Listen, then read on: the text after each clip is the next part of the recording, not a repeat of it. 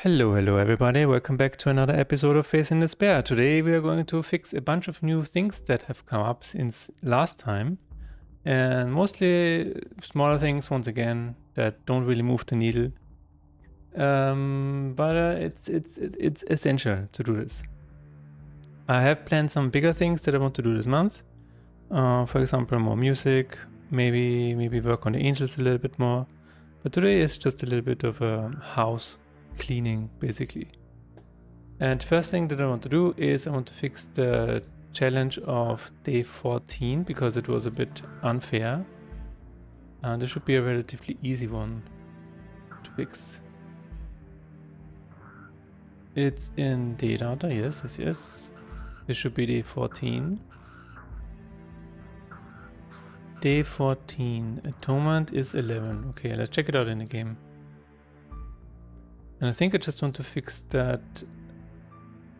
Just replace it with the one from 17. But I will have to see. So 11 has nothing. 15 has drawing a card, blah blah blah. 16 has no creature in shop. Okay, so it is 14. When a creature dies, the slot is correct until next rest. This is really bad because apparently I did it. Anyway.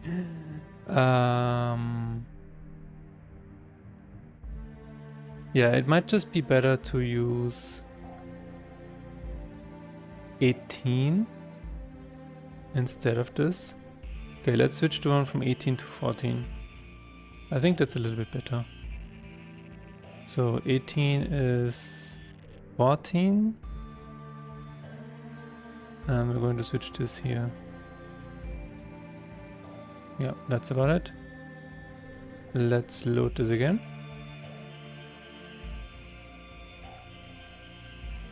And that should already be this point.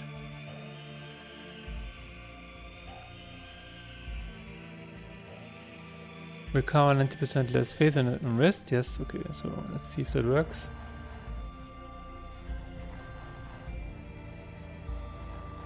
It does. Okay. Very nice. Why does this keep blinking? Okay. First one is already done. Journal. Don't show details of undiscovered days. That should be relatively easy to fix. Let's see. Journal. LMN. There's no journal day. What? Ah. Needs to be in card game. Alright, journal day.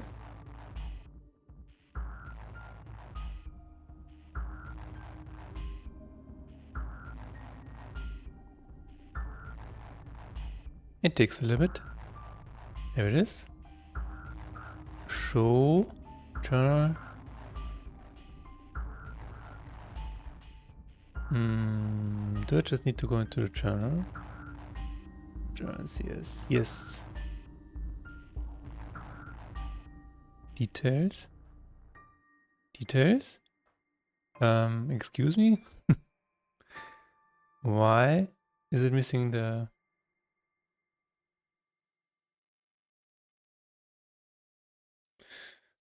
What is the function name for this?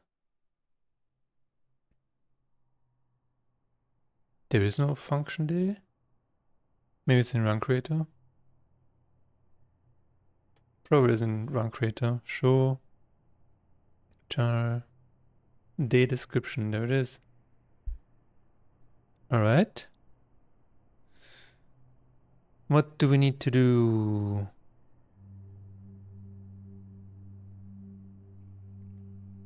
Get starts text. Okay, so if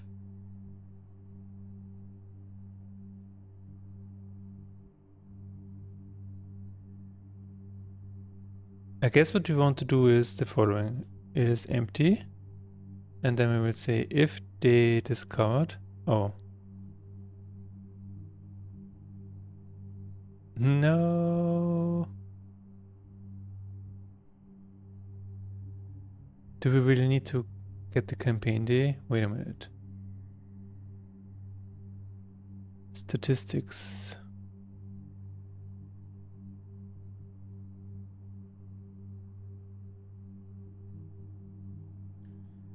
Statistics.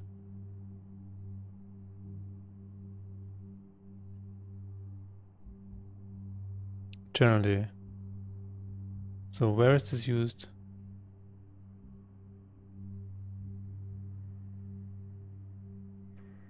Discovered. Day starts. There we go.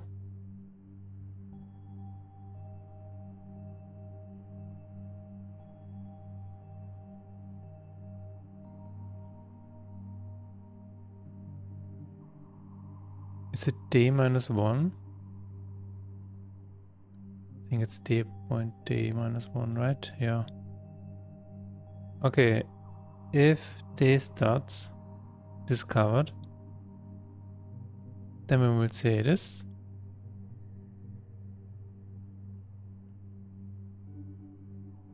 Info text is this. Otherwise,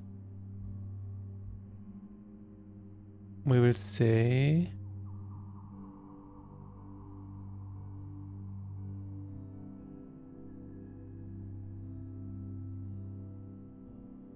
locked.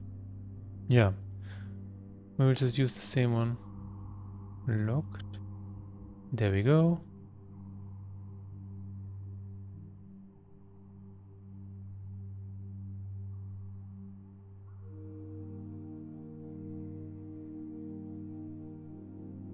Perfect.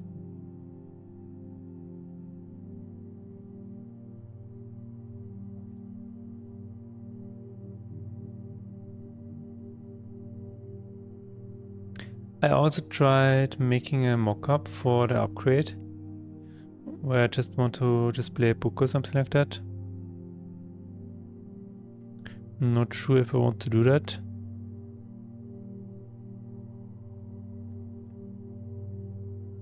But we will see.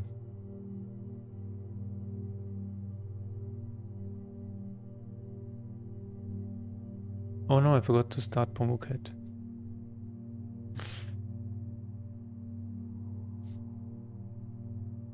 Yeah, so this is the book that I want to display. And in theory, if you hover over any of these cards, the arrow points to the center. And then it shows you what the card should look like upgraded. I think it would be relatively easy to do. Yeah, we will see. Start. Locked. Very cool. Very cool.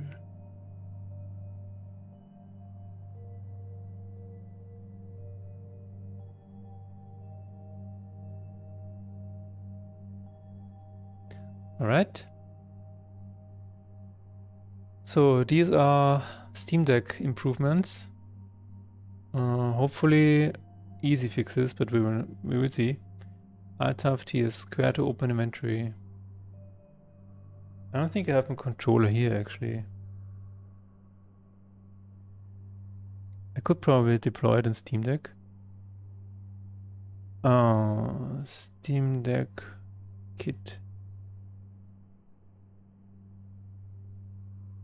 I guess then it's not visible on screen, but it doesn't matter. I will just try it out on keyboard. So let's go to Alt-T.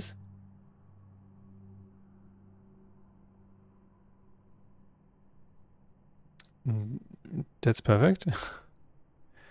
So what is square? I don't know. Game manager. Revert. Launch in editor. It's disabled in play mode. Okay. Got it. Keyboard maps. In controller it is what? square.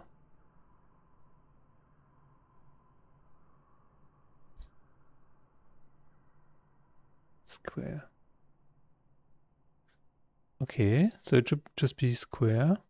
Yeah, okay. Space is square.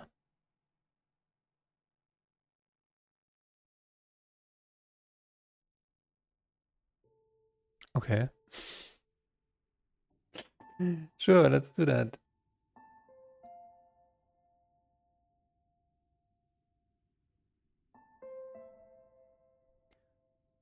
I will randomize this list.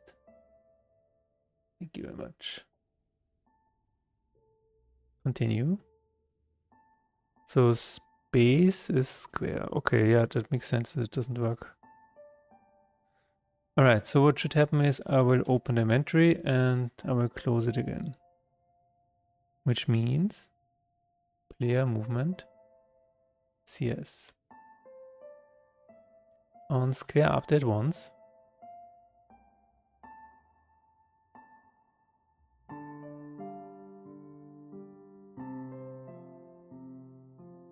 If not inventory is open, show inventory. If Cardman inventory in Alt of Tiers, Cardman inventory, switch to inventory.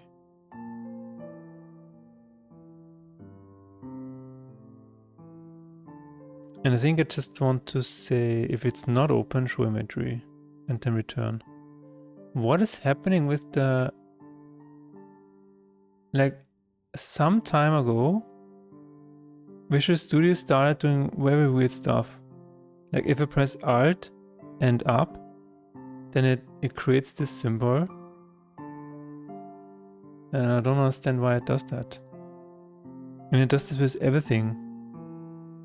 No, it's just, okay, it's just,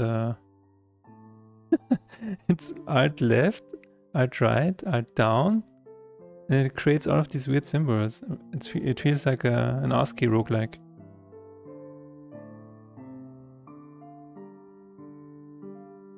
It's really weird. Why would it do that? Okay, if I'm in Alt of Tiers, I will switch to inventory. It does it again?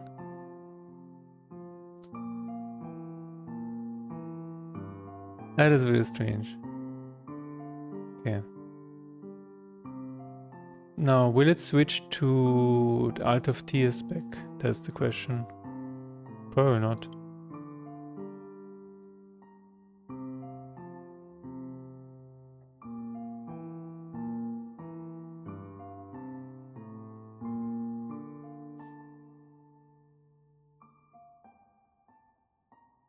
But yeah, I've been playing it on Steam Deck and it feels much better now.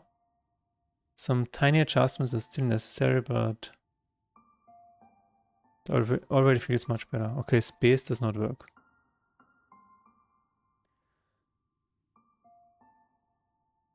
And card map is open. Ah, okay. So let's do this. If card, okay, is in auto tiers.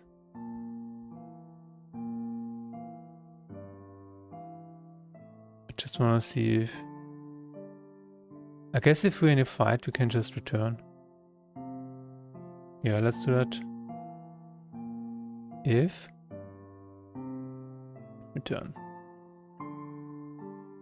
All right. So we can remove this. And this. If in Alt of TS, switch to inventory. If we are on a map and the inventory is not open,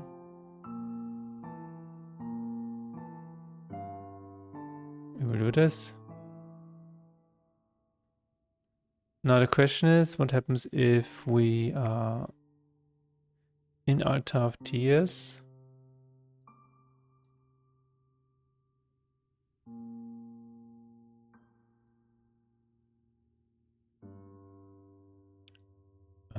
Okay.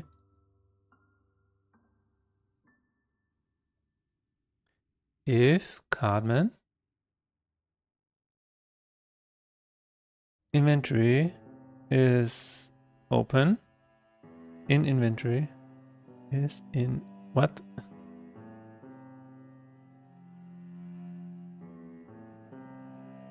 Is open. And not Cartman inventory in Altar of Tears. And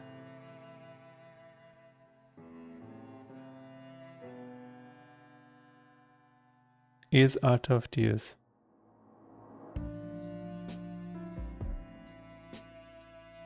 Then we will switch to the altar. Switch to Altar of Tears. So now it should go both ways, just with space. Or square, if you're on console. That should be much better.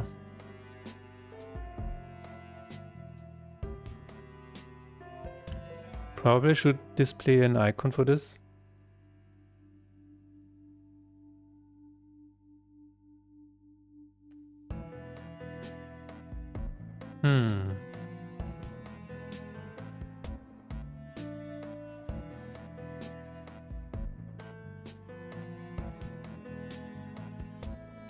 Let's continue.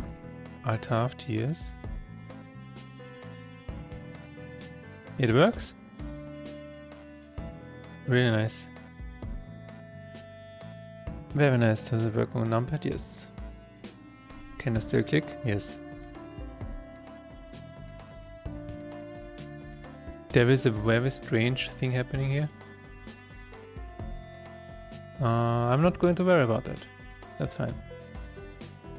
Alright. We did that. And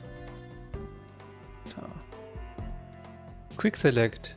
The first item is not always highlighted. That is a little strange. And I want to see why that is.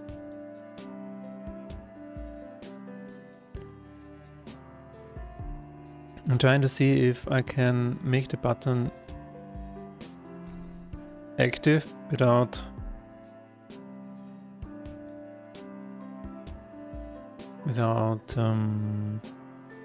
showing what it is. Wait, if that is triangle. Okay, perfect.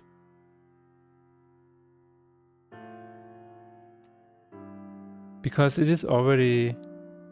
This is what's so weird about this. The first one is already active, but it doesn't show. Okay, let's add another one. Let's add all of them. Clear cards.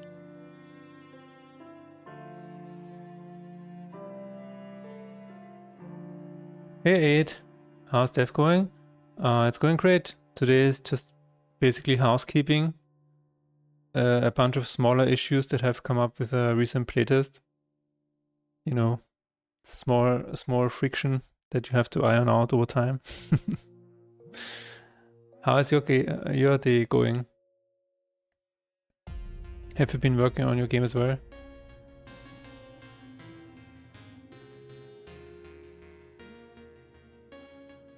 Still at work? Okay.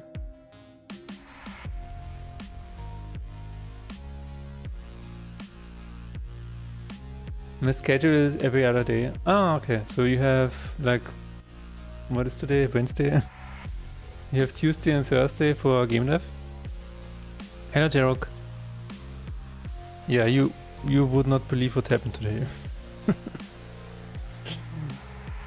The audacity of Vienna to make another construction site directly in front of our apartment, while having the entire last year to them to update the street, and now they're back at it. It's like, you know, I'm going to show you what is happening.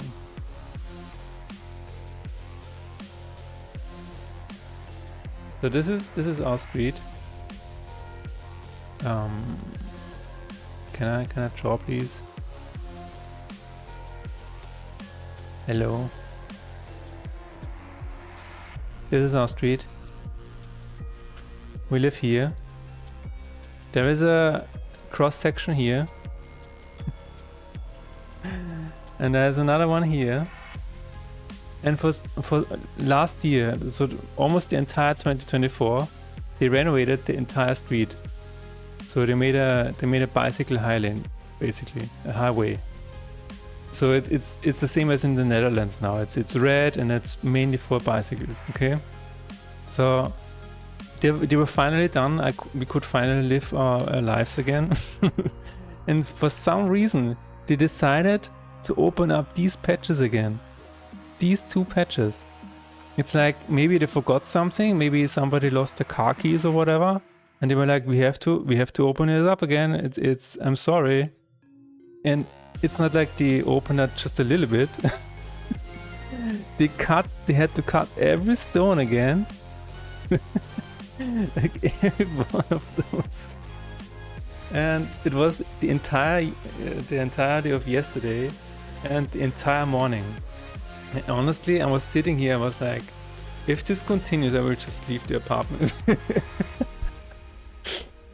And they stopped. They stopped. Oh my god, they stopped. I hope it stays this way, otherwise I will go fucking ballistic. It's 1 day dev, 1 day house renovation. Ah. That's interesting. Wait, is house renovation your job?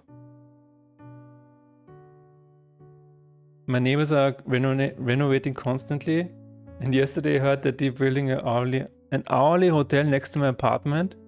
What the hell? The street doctor left his wristwatch in one of the holes here. It's like, oh no, I forgot my marriage ring or whatever.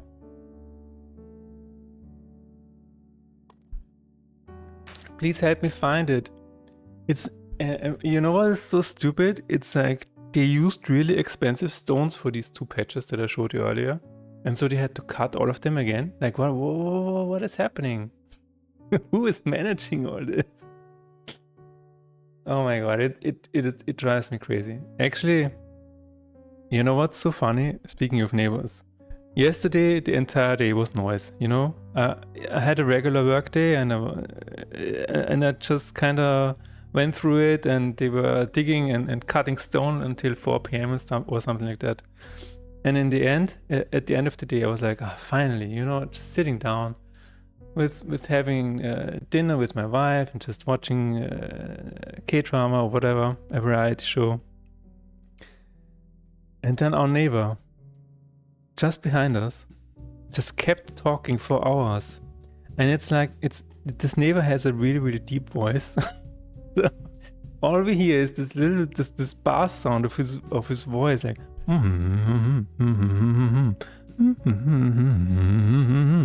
all the fucking time. It's like for 3 or 4 hours. I'm like, who is he talking to? Is he a streamer? And just after a full day of construction noise, I'm just done with everything. So, we bought a house a few months ago, and I need to basically make it livable. Ah, congratulations on buying a house, man. That's very cool. There's still a lot of work actually, but not major. How thin are your walls? You would be surprised. We live in a basically. Okay, it's time to. Is paint still open? No. This is basically what our apartment looks like. So this is the center here. This is the staircase, and here is a door, and here is a door. So this is the staircase, the entrance with the elevator and stuff like that. And we live on this side, and these are our neighbors. And this is the entire house, basically. And this whole area is used to be one apartment, because there used to be a company just using the entire floor. And they just made it so that there are 2 apartments now, which means they just added a very thin wall right here that separates the 2. And this is like, I think this is a paper wall, because you can hear everything through it. And yeah, we are sitting here basically my wife and I are sitting here and we watch TV or whatever. And our neighbor is like here. And this is, I have been to this apartment a few times. Every time somebody moves out, I'm like just wandering over there and just checking it out because I'm friends with the housekeeper. So I know exactly what this apartment looks like, and yeah, they have this really tiny room, and this is our neighbor. This is our neighbor right here with the deep voice. Speaking in our direction. And we are like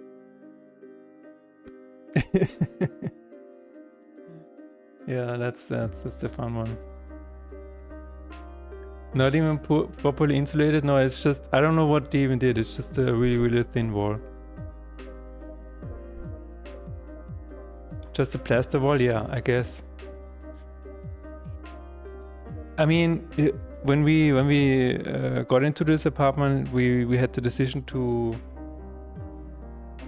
make like a really big wall of cupboards or whatever, and we should have probably done it on this side. So as an additional insulation, but sometimes, I mean, most of the time it's really quiet in this apartment, which is why we are so grateful to have this place. And usually it's not a problem. Usually the neighbors are not an issue, but it's like when you're hearing 10 hours of construction noise, then every little sound, you know, is a little too much. So yeah, when you're a little bit on the edge, then everything costs you an extra nerve. You probably know what I'm talking about.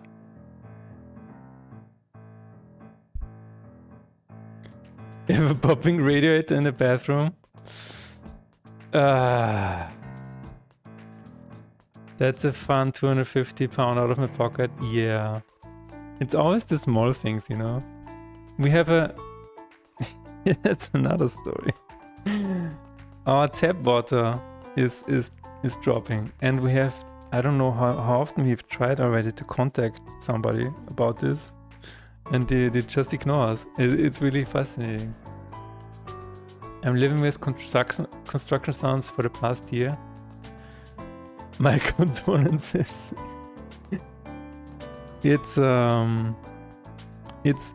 a major impact on quality of life. It is. It's insane. I remember back in the old apartment when... Let's see if I can find this. Yeah, actually, yeah, there it is. There it fucking is. In the old apartment, imagine this. You are waking up one day in the middle of the night. It's 2 a.m. And can we see that? October. Can we see that? Oh, that's already too late. Yeah, I'm just going to show this. Waking up in the middle of the night and they just deliver a giant crane. Like it's everything is vibrating in the apartment. And then in the morning you're like, are they going to use this somehow? And then it's like, yes. They just demolished the entire house right in front of our apartment. Like we lived right across this one. And there was no announcement. None. There was nobody going around or putting up paper information or whatever. No. Like, hey, we're going to do this, and everybody can fuck off, basically. I am the construction sounds aid. I mean, you have there is an end in sight, right? My brain started filtering it out, or I would turn into Hulk. At some point, it's not possible anymore. Also, I mean, your brain might be filtering it out, but I'm 100% certain that it does something to you subconsciously. Like, this is not healthy at all. Yesterday, they tore down a pillar in the entryway. They used hammers to bring it down, and I felt every time hit of the hammers because my whole apartment is shaking. That is crazy. Yeah, I'm constantly on the edge. That's entirely it, yeah. There is a there is a phrase that that is used in neurodivergent books or whatever, which is you don't have any spoons left to give. You've run out of spoons.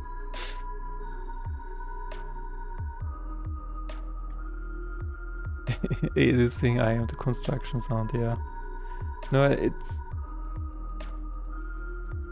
when like I have used it. I've looked at the register for construction sites in Vienna for what happened yesterday and today, and there's no official entry for this. So it is just insane to me how this is still something that they can just do when it impacts so many people. I mean, you can just go around and open up streets and stuff like that for days and not even have something on a website. They were changing some stuff in the middle apartments. Something happened, I don't know what, but something big fell against the wall. And now you have a big crack in the bedroom wall. Oh my god. That is insane. No, that is insane. Can you do anything about that? I mean, can you call anyone and say, hey, maybe you guys should look at this from my point of view? Look at what you've done. Or is there nothing that you can do?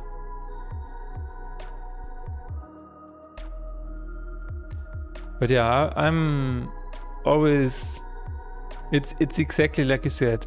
Once there's construction noise outside, I am like Hulk. And you know what Hulk is? He's always angry. I'm always angry, is what he said.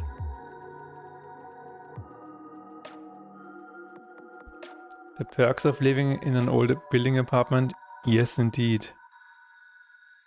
We live in an apartment in a house that is from the 1860s. And it's inside, it's really well renovated. It's kept in proper shape and stuff like that. But once you see past the cracks and things like that, you're like, oh, this place is really old, huh? This place is really old.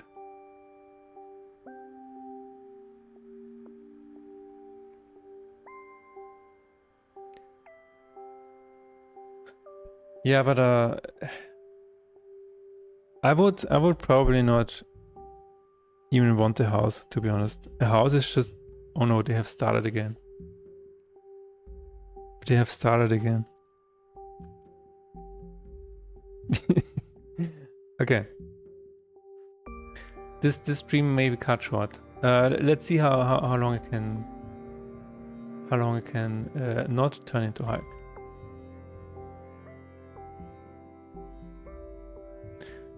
I was saying, I can't really imagine having my own house because it is so much that you constantly have to maintain, and I'm not really sure I'm the right person for this. Yesterday, oh my god, yesterday I tried to replace the door handle of one of our doors because it you know, when you press it down, the handle kept going up, but the lid inside of the door would not actually retrieve again. So I just replaced the entire thing, and it took me way too long. It just took me way too long, and it's still not working correctly, so we have to take it apart again today. I can do some electrical stuff and things like that, like wiring and attaching lamps and things like that. But even then it's like, nah. I'm pretty good with do it yourself, not afraid to break stuff. Yeah, I wouldn't say no. I'm afraid to break stuff, to be honest.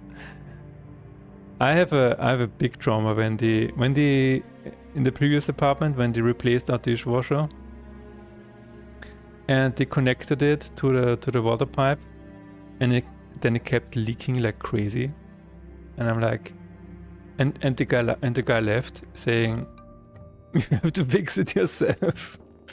And I'm like, okay. I'm just, yeah. At some point, I've just gone so tired of everything that I just like to call somebody or whatever, and even that doesn't work sometimes. To fix a leaking shower, replaced it all, works fine. Can I call you? Can I just come to Vienna and I will pay you?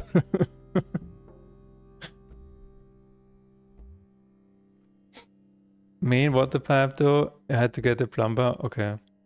Yeah.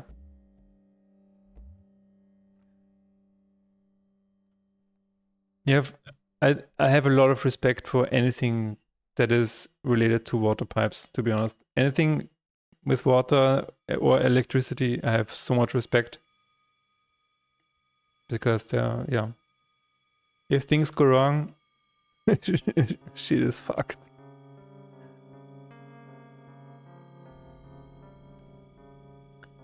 Huge part of skill is assessing correctly when to get help. Ah, yeah. That makes a lot of sense.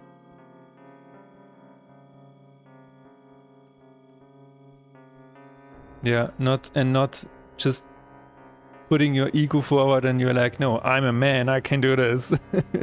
Because usually that doesn't end well.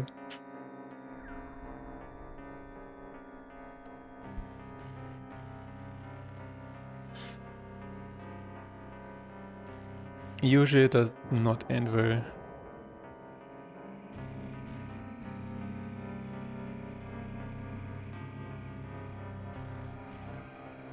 No, but I was like, how long was it? My uncle used to be an electrician, and when I was in high school or whatever, during holidays I used to work for him or with him for I think 2 months or something like that. So I did learn a little bit about, you know, how electricians work and stuff like that, which is why I can do some work in that department, which is really helpful. But I guess it's all about practice and yeah.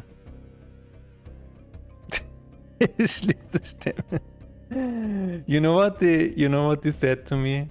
They played a prank on me. Let me see if I can translate this.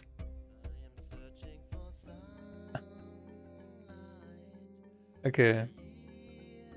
I will say it in English and then I will say it in German. So what they told me was that my uncle used to work with I think 1 or 2 other guys. And the other guy at one point said to me, can you get the, I think it's called water level, in German it's called Wasserwaage, and also get the weights for it. Also hol mal die Gewichte für die Wasserwaage. And I was like, I was naive enough to think like, what, why? Okay, I will just get it and whatever, but I don't really know what that is. That turned to the other one. And I asked him, hey, can you give me the weights for the water level? And he's like, he was just bursting out laughing, knowing that the other guy played a joke on me. Yeah. A lot of stuff like that happened. Wi-Fi hacken. What the hell are Wi-Fi hooks? Oh my god.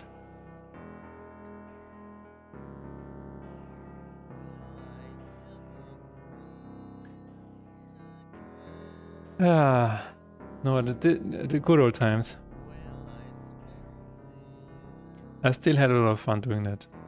There is something really gratifying about doing a whole day of like labor like this, and then at the end of the day you have like a visible result of what you did. Like if you put cables in the wall and stuff like that, and then you put all the rest of the wall back in and stuff like that, and it looks really nice at the end of the day. Or when you hook up the things for the internet. Ah, you need them to hook up your Wi-Fi cable, don't you know? Yeah, I completely forgot about that, I'm sorry.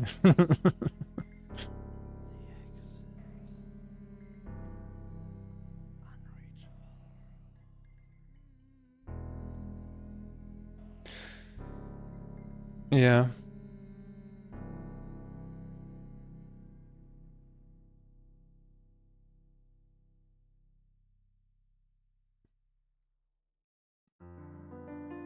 A part of me feels like sometimes I feel like I should do. I don't know if there are courses or whatever, but like it's something that teaches basic things that you can do yourself in your household.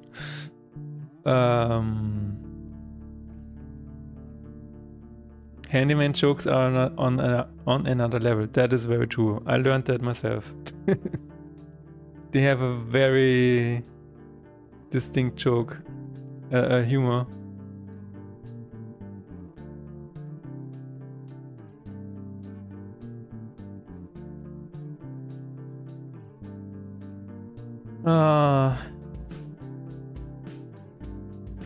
Is there a show function? No. Aleph weiß so. Going to try and put in my second earpiece. And if that doesn't work, then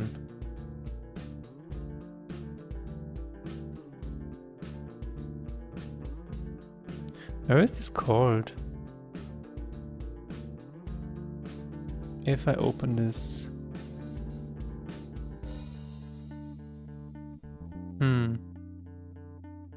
Does this have a function call? I don't think so.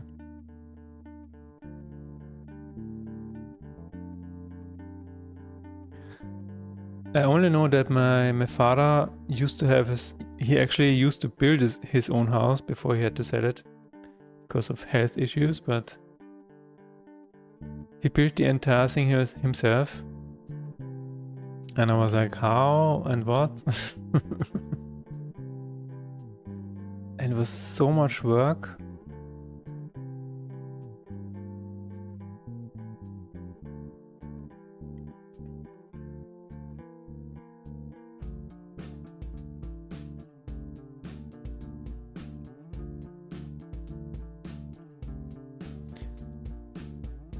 You have a question?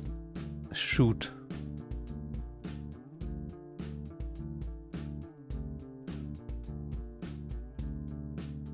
Do your best. Open menu. Set active. Origin slot. Align satchel. What does that do? What does that do?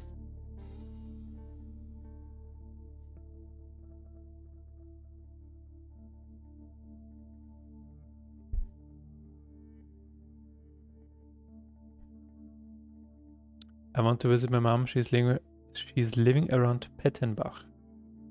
Where is Pettenbach? Google Maps. Pettenbach. I've never heard about that. It's near Wels. Incredible.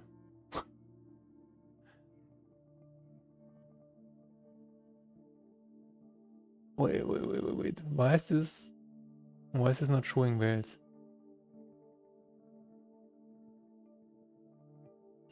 Kirchdorf an der Krems. I can't show this because it shows my address. I mean, it's kind of public anyway, but where is Wales? Where is Wales? Ah, there it is. Oh, I was looking at the right.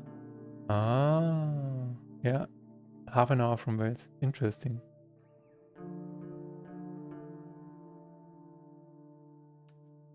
You need an internet offer from Austria, okay. You probably want to look at Magenta or A1.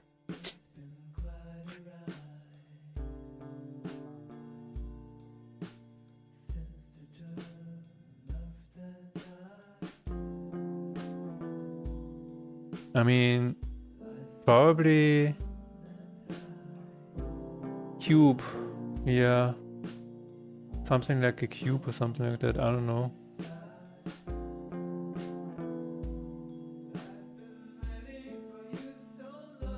Yeah. entweder Magenta oder H1. Or maybe Aldi. Aldi oder Hofer. Die könnten auch was haben, aber da weiß ich nichts.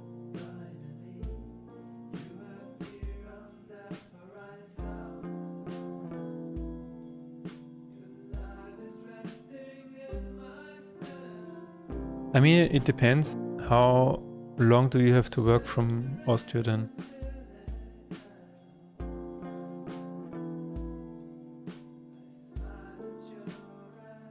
I'm just trying to remember. There was a.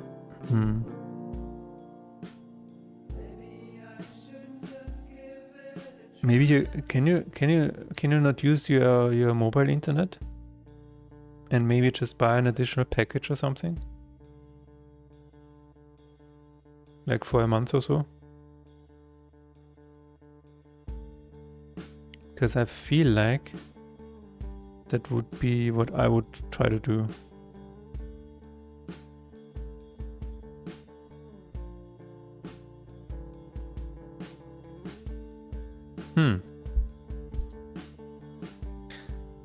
Alright. Figuring out the best way. Okay, yeah. Interesting that you're going to be in Upper Austria.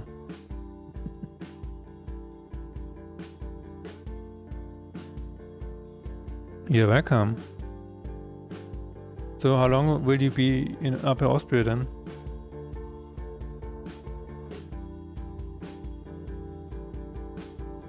You don't know exactly when? Okay. Oh my god.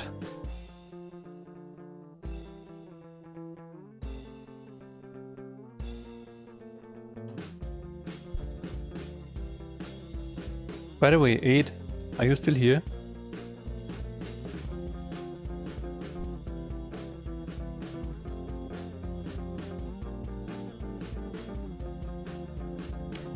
Sword material, spear pack, okay.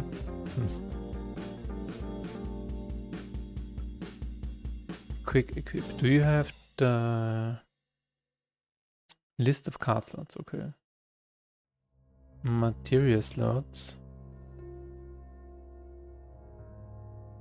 First, UI button. Active. Set active? No.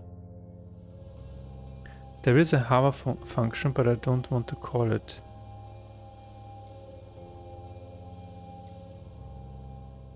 Show info pop-up. What the hell? Set active button this and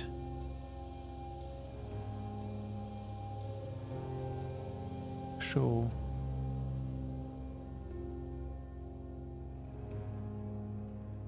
What I want to do is I want to show the active sprite,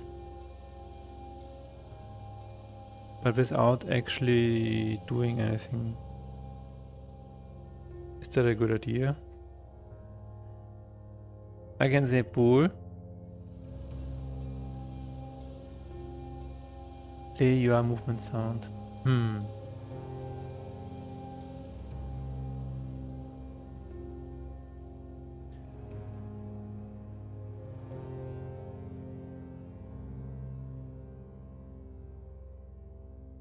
I can probably make a function out of this, but it's so weird because the first one is already active.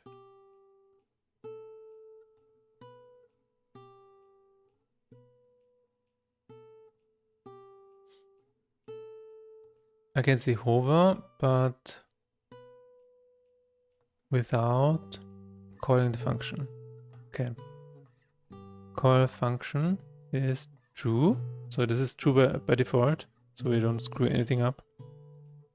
If call function, then we call the function. And then I can say, I can first of all close this.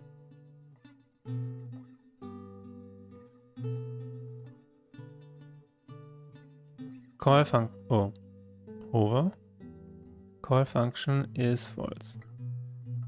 That's going to bite me in the ass, I guess, at some point in the future. But it's fine.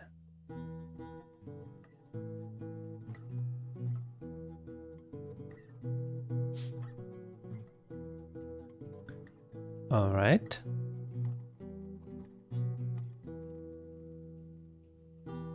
Is it even going to work? The first slot, that's the question. Continue.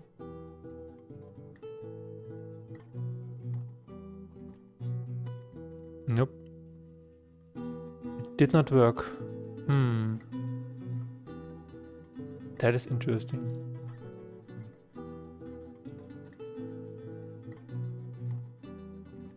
Why not?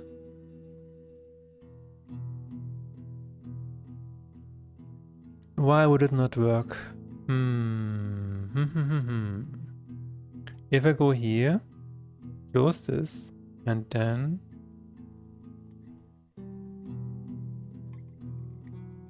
Okay.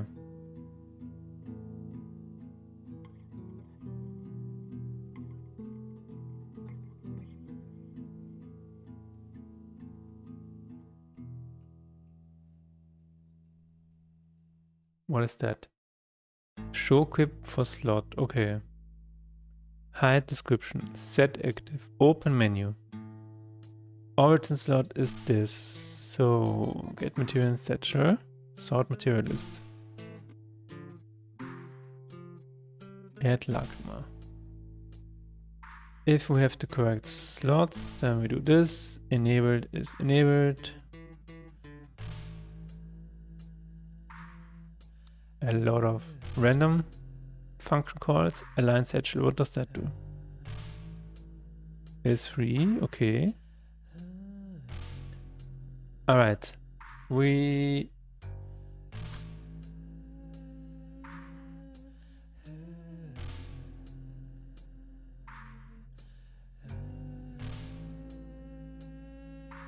Do you have a hover function? Active.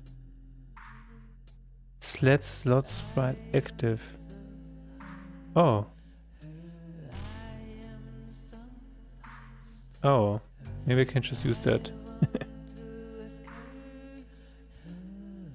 Can I do that?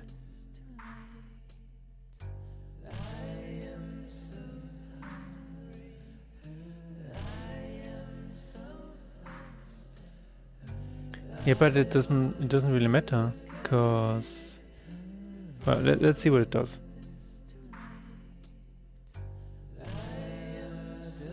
Let's see what it does. It doesn't do anything. It does not do anything.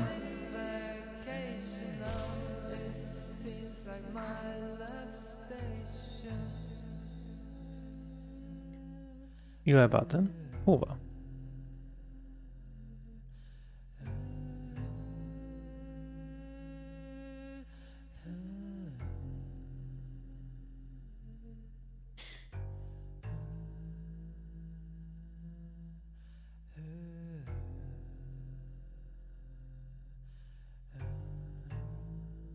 If counter is 0, and then we will say no.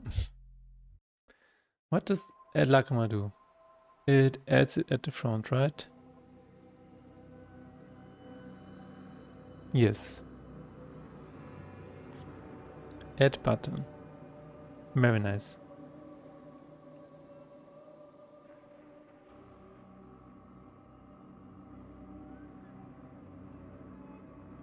Does this work?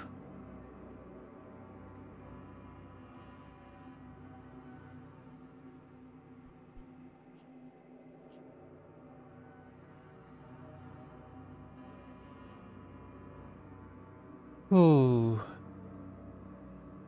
it does.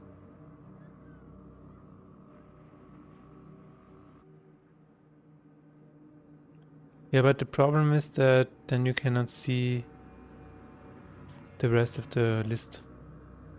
So if I go here and then it says byte 5. You're confused. Same here. Can I say hide slot description immediately? That could help.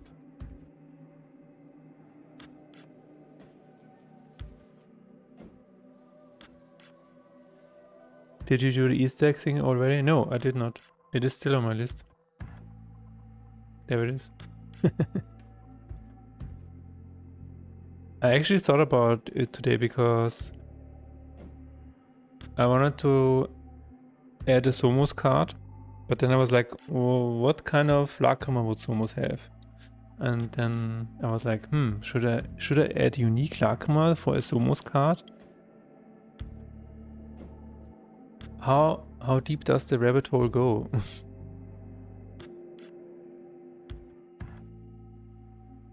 So that's his own. Sure, yeah. That's out of the question. I completely agree.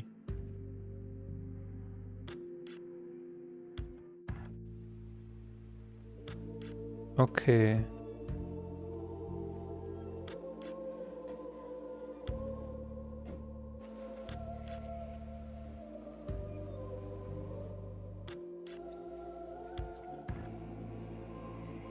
You should have the despair Lacrima. What is it? What is a despair Lacrima?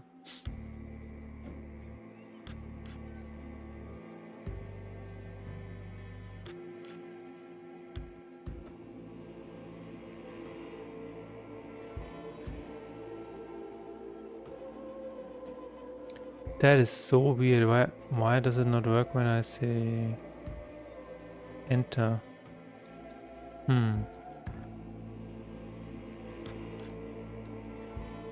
I think it's fine.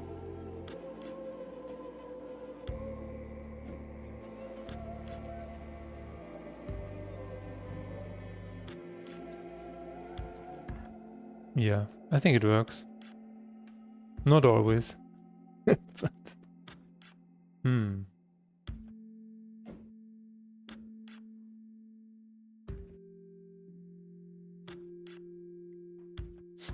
Yeah.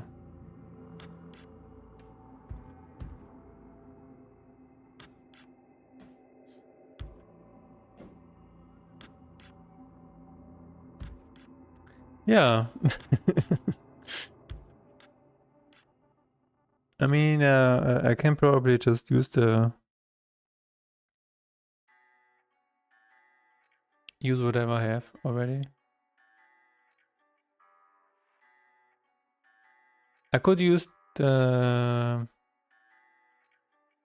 hidden ones like capture and steal Lacrima, because these are not in the game, like active, but Somos could just have them and it would still work.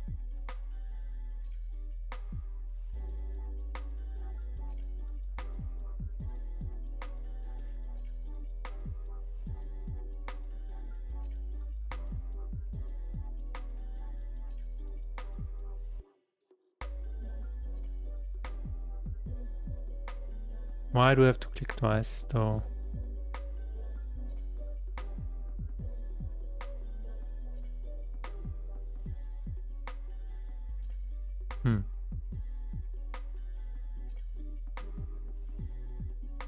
Is it because the active? No.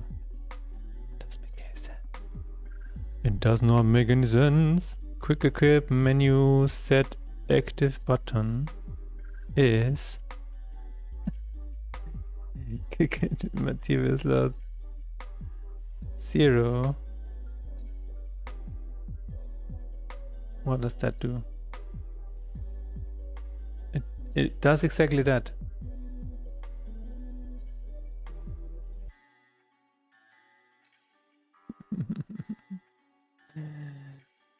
Ah.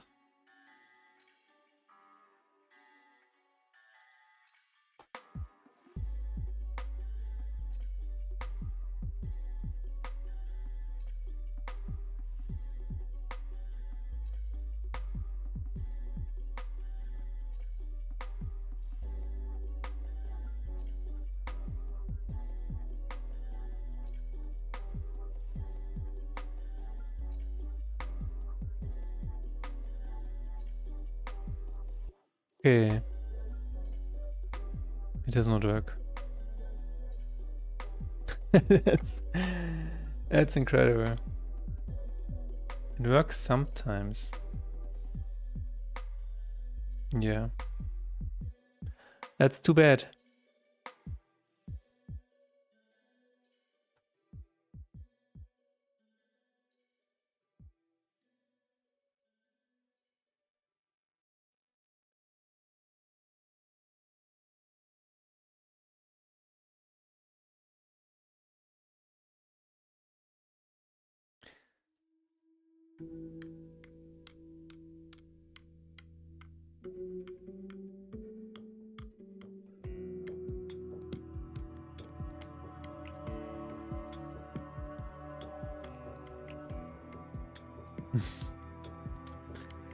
I'm trying to think what I could do, but also not really sure what kind of icon I would use. Like what kind of graphic. That's a tough one.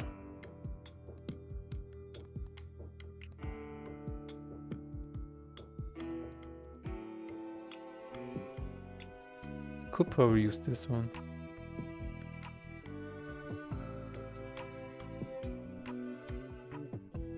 That could work. I could also use a screenshot, or maybe this one.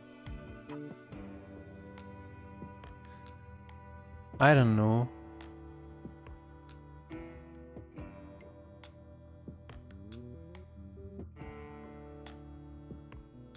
Or the one that I commissioned. At least it looks like I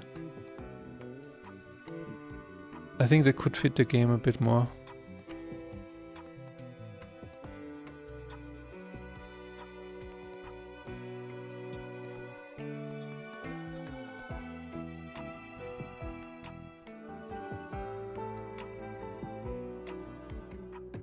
Just use this one.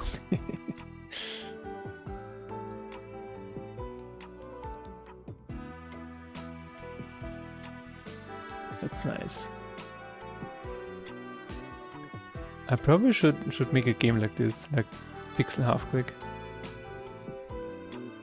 I mean, look at it. It looks really nice.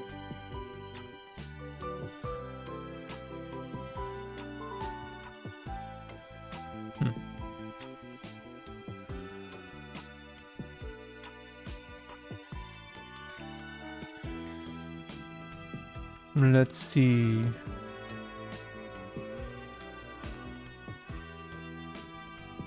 No. I mean this one, no, that's not detailed enough. I think I will have to use the commissioned one.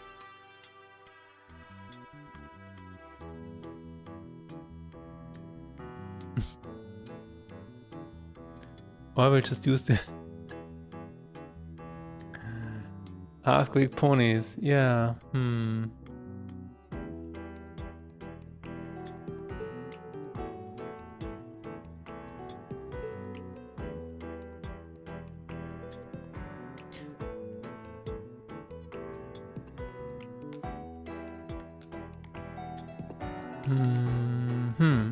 Which one was it again?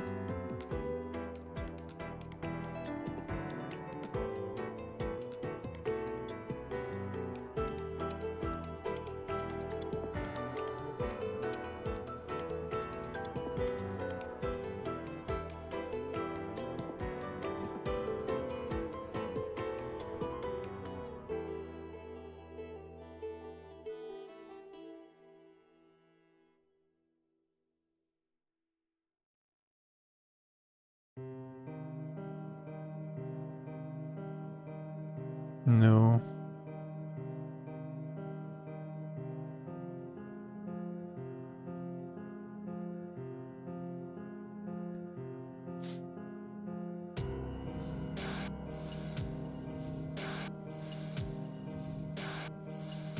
I mean, this could look really nice. It's not really Somos, but...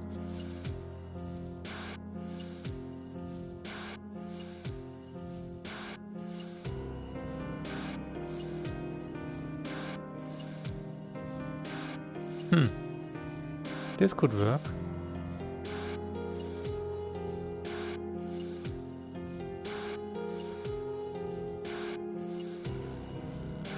Yeah, I don't know.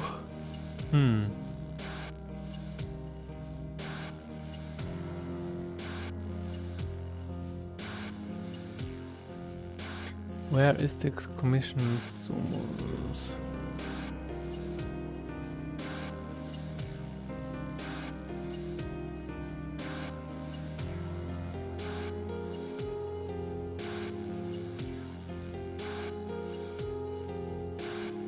I don't know why it's so hard to find.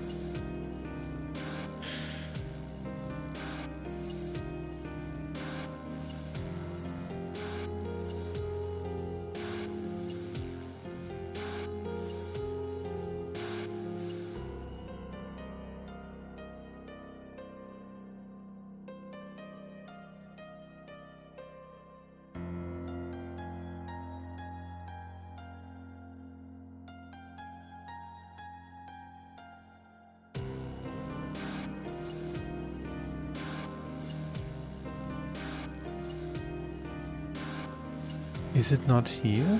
Wait, what? I'm really confused. It should be here somewhere.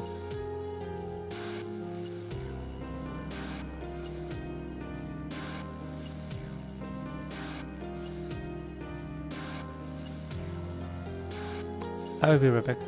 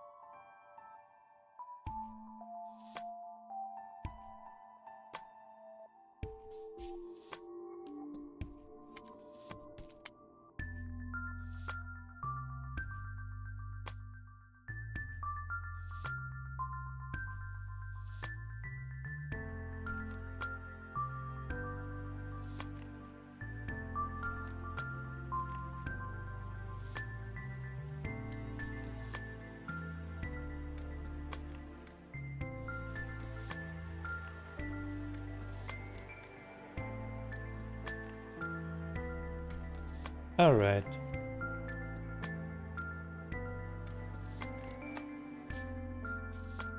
Let's see if we can find it now.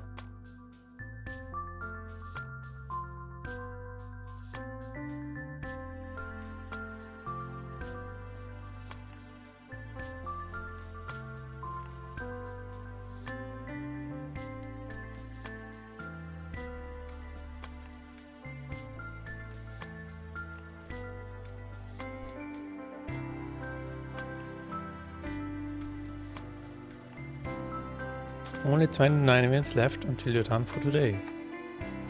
That sounds really nice. What are you going to do afterwards?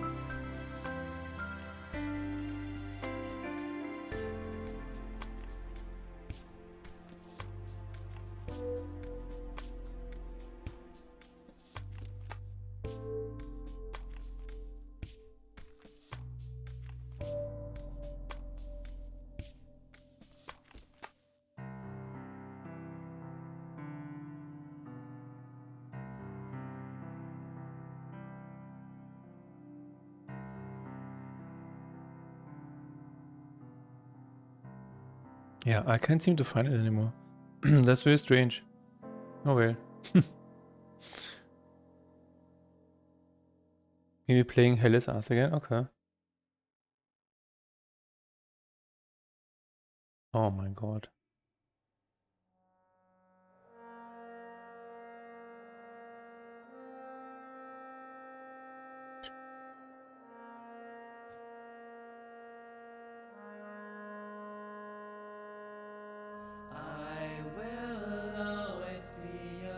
Ah, there it is. Oh my.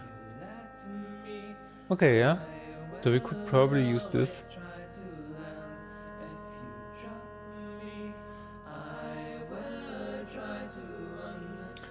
We could probably use this.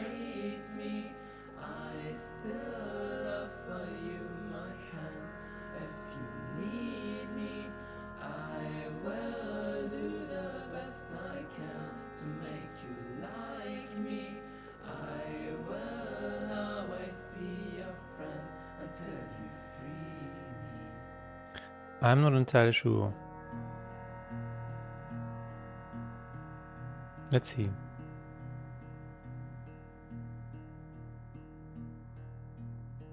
Desktop.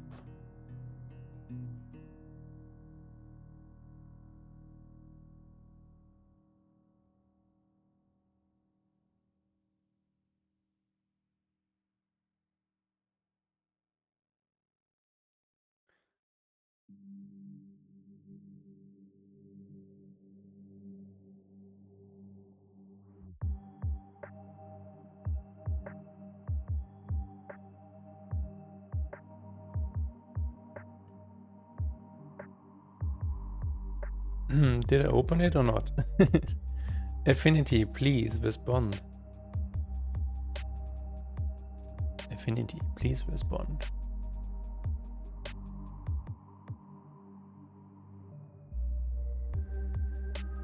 Hello.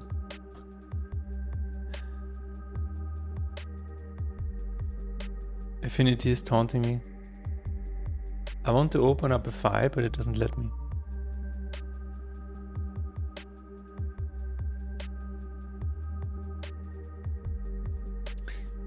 Oh well. Ah, it's being loaded.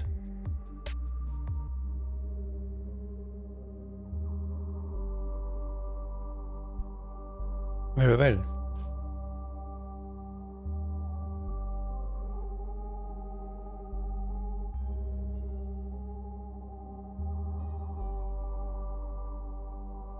How long is it going to load? That's the question.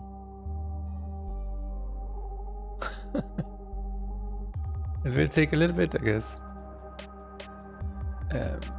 Did it die?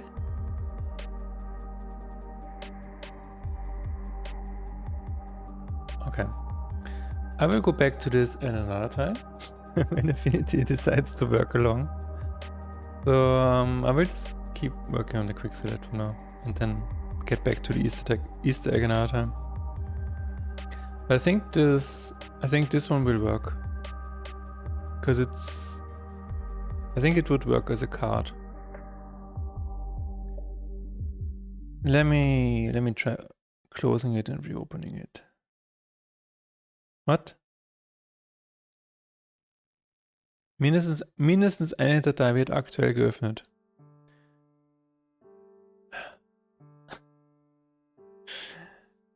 Okay. Are you sure it's being loaded? Because I'm not entirely sure.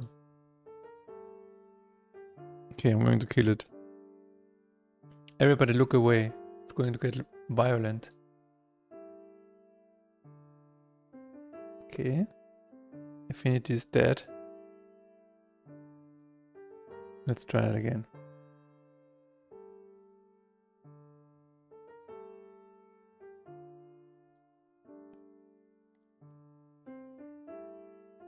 Ein Dokument wird geladen. There we go. Generic creature, images.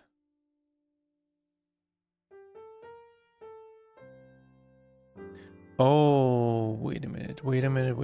There is a separate one. Card art. There we go. This is the right one. Now I can say enemies, blessings, bosses. What is that? Nothing? Okay. I will just try and add this. Save. I don't know. Just a desktop, I guess. And then I'm going to edit here and see what happens.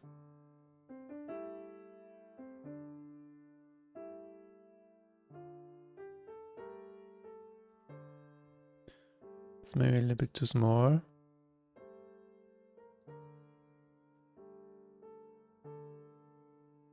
Maybe like this.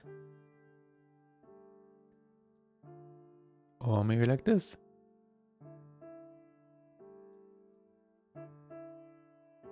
I'm not sure if it's visible.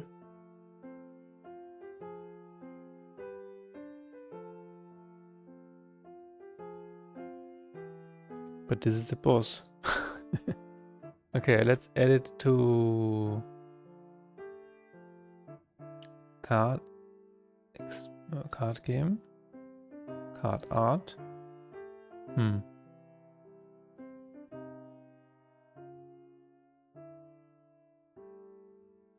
Sprites, card art. No, it's in resources, card art. Bosses, and we're going to call it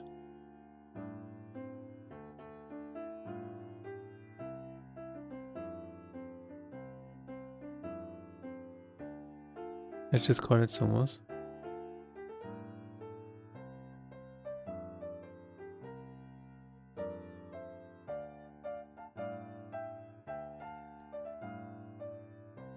How? 512, okay. 512. Crunchy progression. Very nice. So now in theory we can just test it out.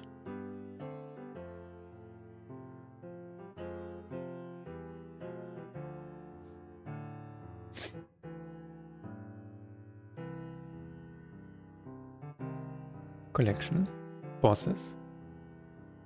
And we have this card right here.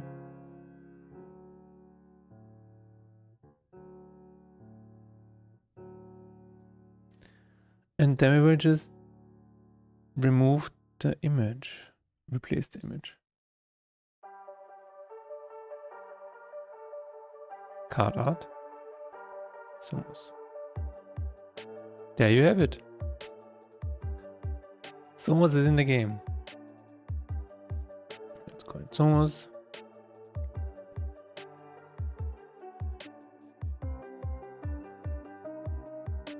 So we can either use this or we could use...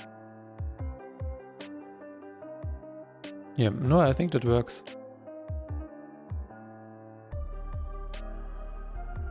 as an image. Okay, to plan this.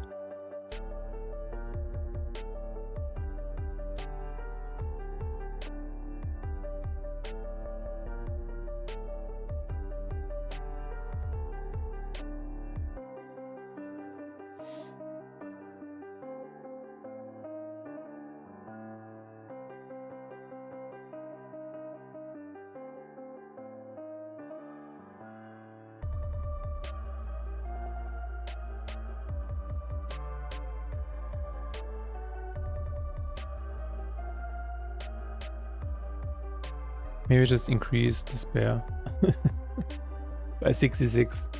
Something crazy like this. Okay.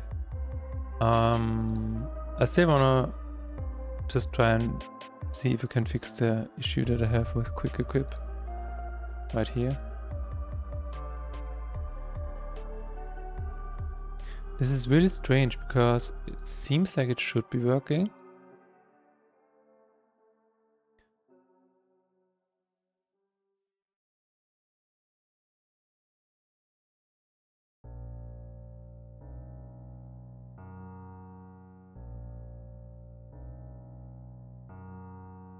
I have a menu, it says active button is 0. So when I press enter, it works.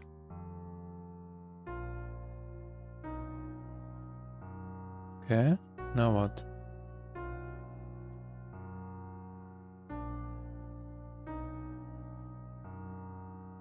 Still works?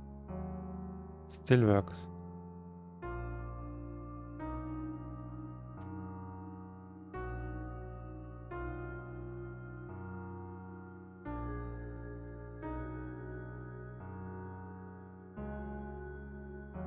Oh, what was that? No, it didn't work. 0, 0, 0.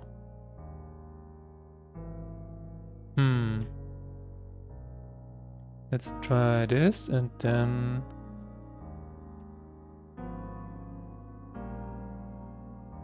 That's this... Oh. Oh. I'm very confused about this because it should just work.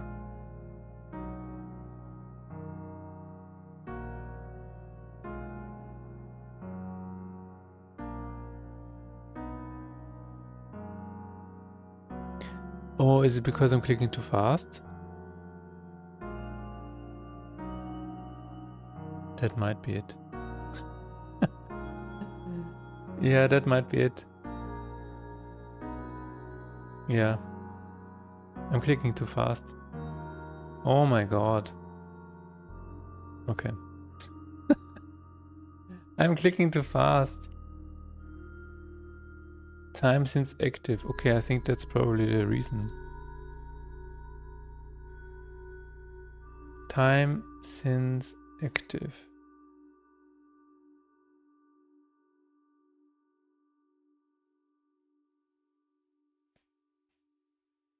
Oh. Wait a bit after opening menu. Okay. I'm going to add another boolean. Why did I make a half a second wait time?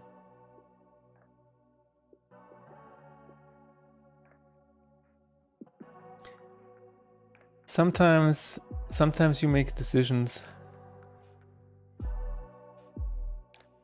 Public bool wait after opening. We will set this to true, so everything else is still okay. And then we will say it is if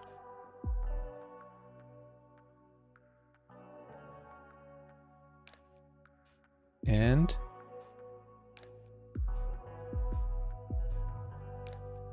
return. So, and now we can do a really funny thing. We can just set it to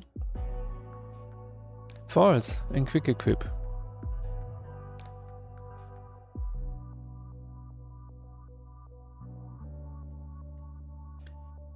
Wait after opening. False. And that was the issue. That was the issue. We fixed that.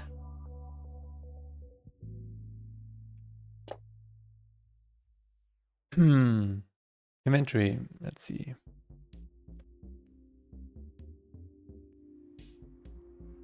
Beautiful. It's absolutely beautiful.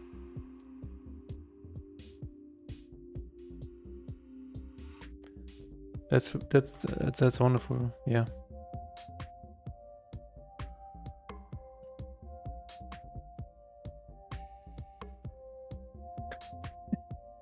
Let me go up, please.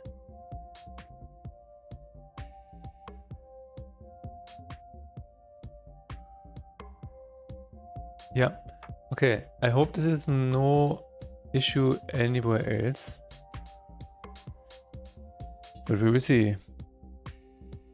Now I have the option to turn it off.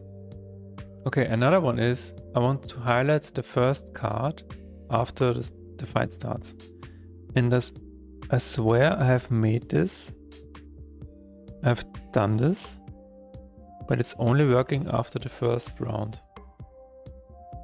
And I don't know why.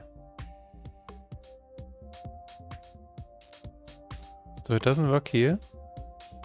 But as soon as I go here, it works. I'm not sure why. Also, it highlights it, but yeah, okay. We will figure this out. Card manager. Highlight. First. Highlight. No. Highlight. Highlight hand.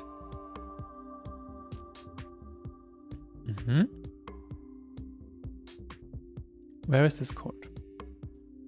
It is called Pick Lane Routine. Okay. It's called Play Spell for Target.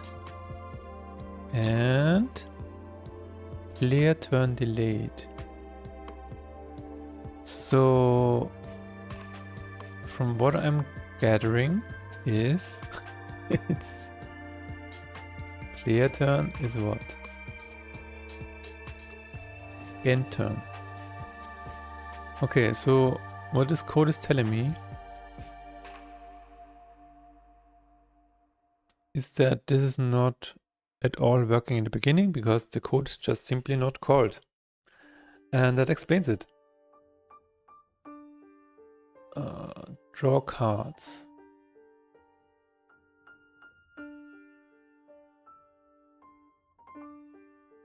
Start fight routine.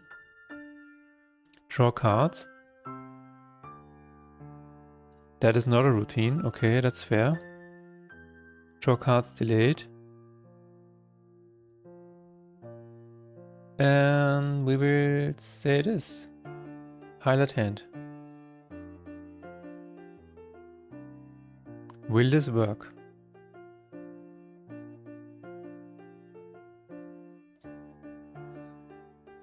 It might be...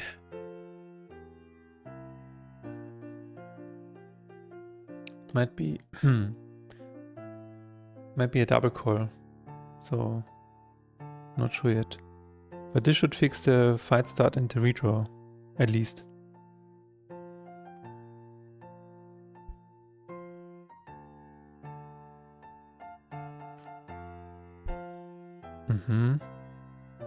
Let's go into fight.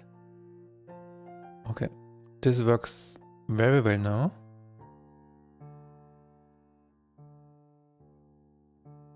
It still works here. Very nice. Incredibly nice. Now the problem is draw cards delayed. What is this called? This is called in player turn delayed, and it already has a highlight hand here, so I think I can just remove this. Right?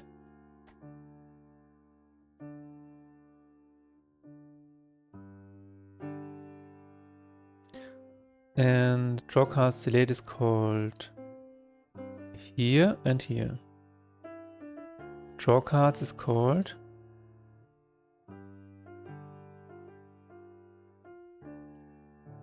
in draw card.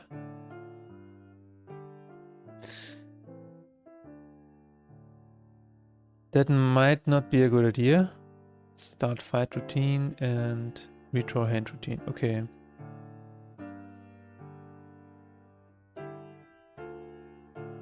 So it might be a little bit, let's see. Draw cards delayed, highlight hand. Does it work in, yeah. I don't think I want to do that if we're in mouse mode, to be honest.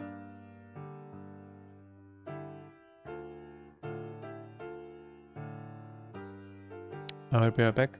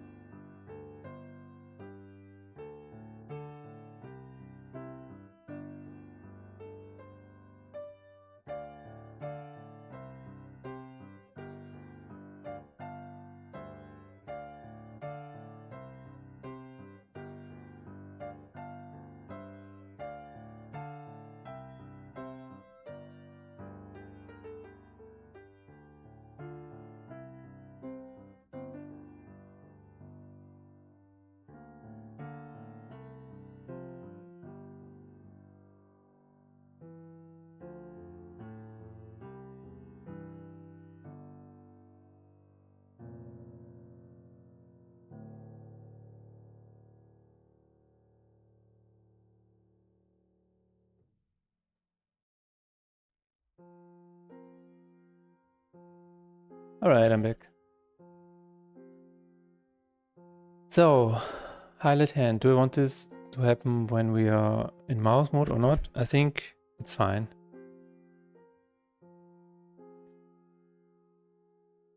So, I'm playing this card. Yeah, no.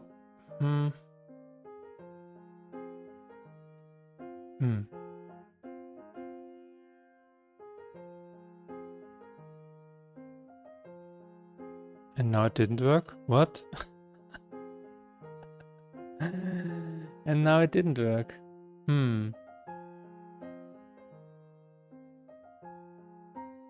Okay, then we will just keep it.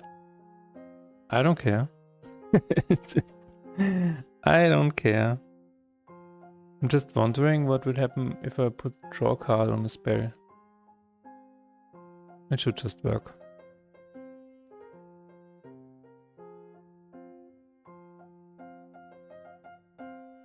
It should just work.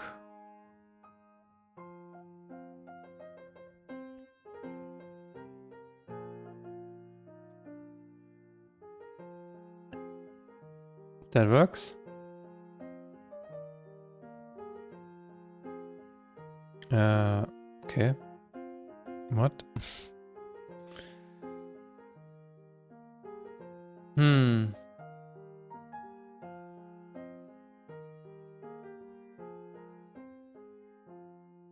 Draw cards delayed. It's pick lane routine.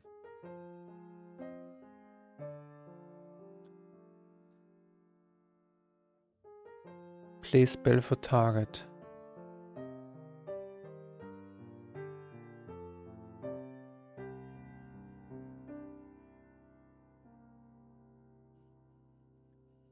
Card activation sequence. Maybe I should do it after the card activation sequence. It's done. Right here.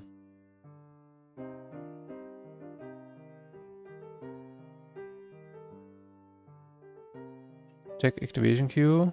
Activate card activation. Etc. etc.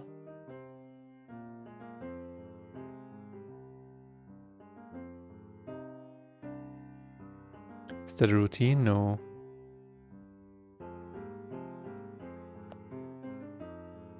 Switch creature on lane.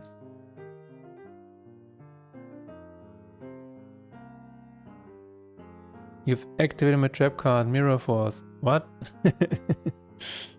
Oh no. Let's see what happens.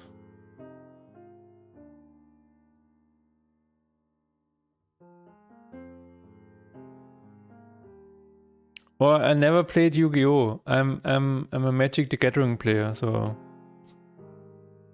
you know how in school there are two camps of people. Over there you had the Yu-Gi-Oh! Players, and over here you had the Magic the Gathering players, and I was always in the Magic the Gathering corner. They never mixed. They just never mixed.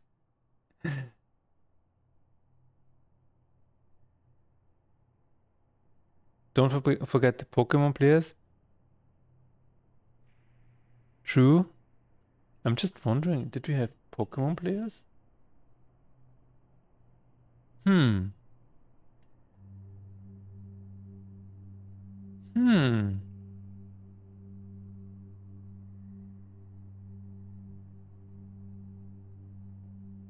I don't think we had any Pokemon players. That is weird. Why would that be? I think we only had Yu-Gi-Oh! and Magic the Gathering. And funny enough, Magic was the biggest group. We were also addicted to Magic. All of our allowance money went into booster packs. That's all we bought. We were all starving, but we had booster packs. I'm just kidding, we were not starving. We were definitely not starving. Mostly Magic, yeah, same here. One of the, I think my favorite editions was Urza's Saga. The little icon, actually the same up here. It's all Urza's Saga. Okay, I think it works.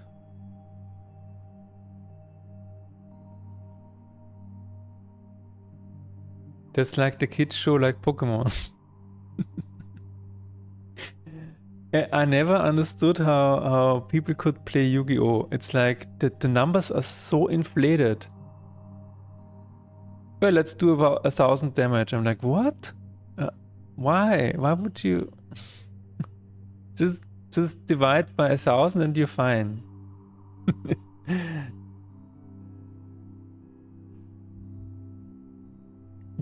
Beyblade? What is that? What is Beyblade?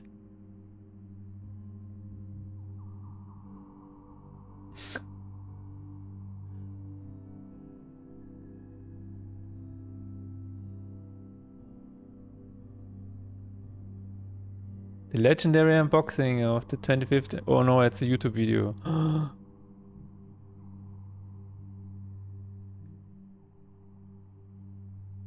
Apparently Trump is not dead. What is that? YouTube doesn't load. Oh, there it is. What is that?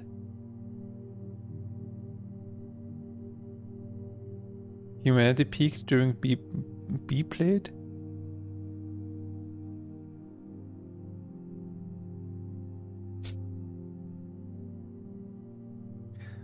Oh, you throw it into a ring? Is that what you do? Ah, and then what happens? And then what happens? Do they have stats and things like that? Like, uh-oh. Ah, okay. You boost them at the beginning? Okay. But who's going to win? And what happens when somebody wins?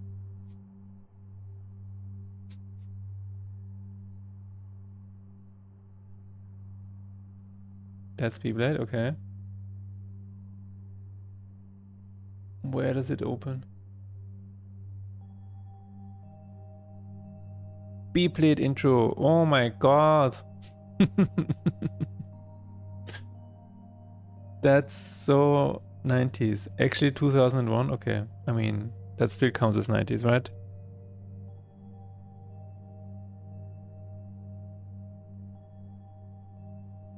Oh my god. Music was great.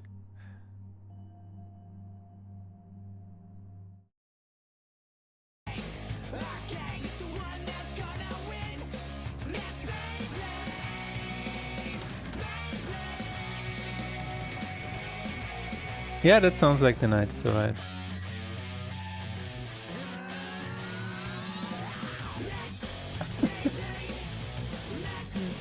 Yeah, totally. It's like Offspring, Green Day, kinda.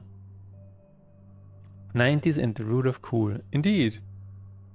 Oh man. The good old times.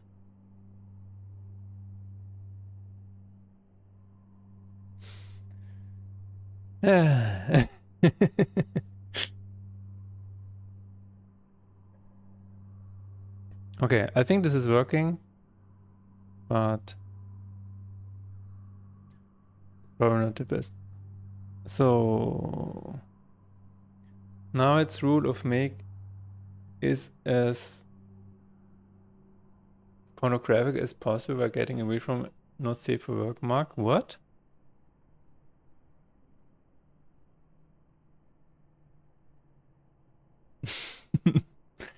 Are you trying to say that B-plate is what? Or are you talking in general? Ah, yeah. That's true.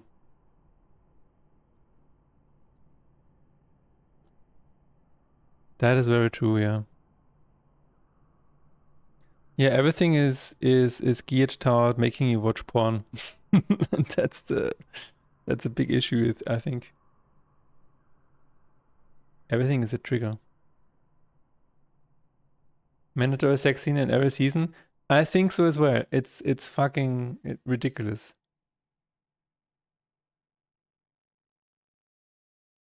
People are like, and this is a hot take.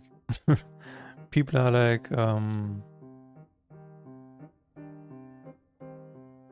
Game of Thrones. Oh, the books are so awesome. I'm like, why?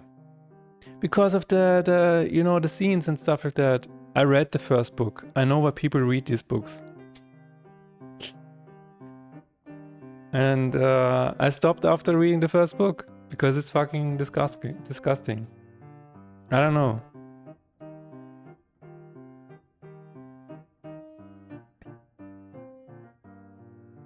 People are reading these books because they're getting dopamine hits during the sex scenes and whatever. And they're skimming the pages and like, oh, when is the next scene coming? That's why people read these books. And then people are saying, no, it's because of the intrigue and stuff. No. No, it's Game of Thrones. When I ask people about Game of Thrones, people say it has amazing stories, but then the only thing they point out is that there's a lot of raunchy scenes. Exactly. That's exactly my point.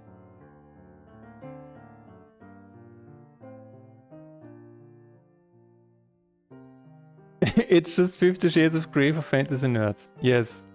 It's basically like, yeah, Lord of the Rings is too boring for me. How about we make them have sex with each other? And then it's like, okay. It's basically that.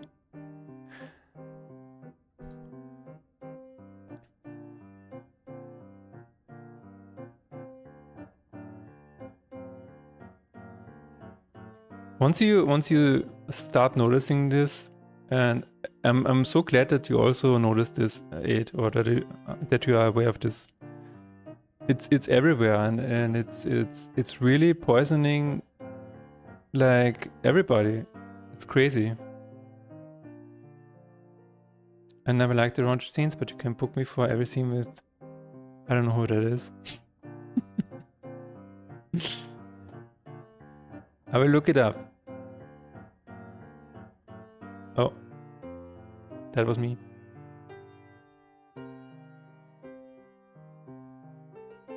The man without faces. It looks like a face to me, but...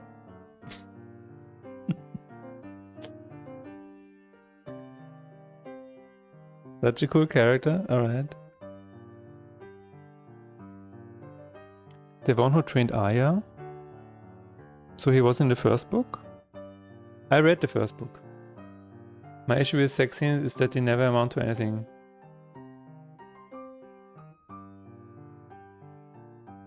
Only show that scene actually established narrative setup was Breaking Bad in first 2 episodes. I didn't watch Breaking Bad either.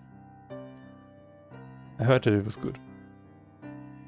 She could wear other people's faces in the end. Oh, that sounds cool. That sounds like a... Wasn't there a similar character in one of the Ghibli movies?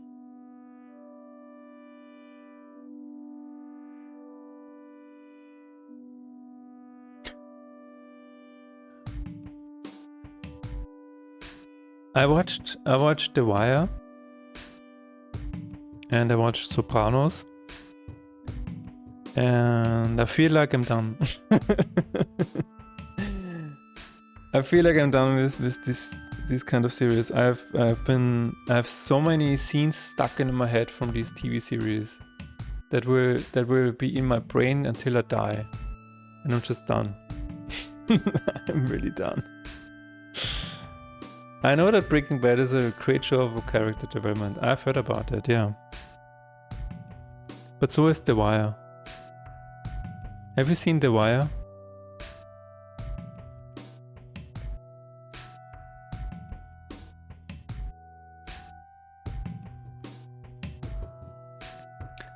No, I guess I will at some point watch Breaking Bad, but I don't know. Not yet. I'm not a big, not big on shows, movies. Yeah. At the moment, we are watching some Korean variety shows because they are usually very fun and just chill. Nothing too big or crazy is happening, and they're just fun. You can have a little laugh. Then you're like, oh, yeah, I've seen this person from the other Korean variety show, and that's it. Nothing too scary or that leaves us an eternal scar on your soul. I don't know. It's just once you've seen a few things in your life from TV shows or movies and stuff like that, I'm like, why do I watch this? Why do I fill my brain with this stuff?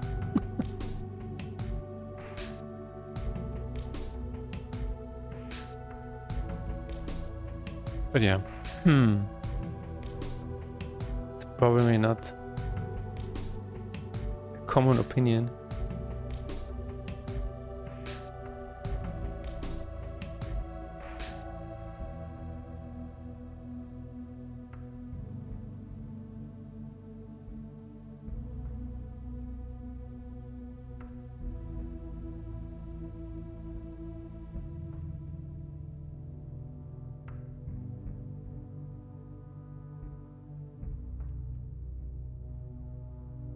I think there's a difference between people who have hobbies and things to do and people who don't do stuff.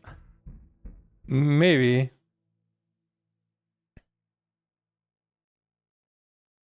I mean, I watch things. It's like during my off hours.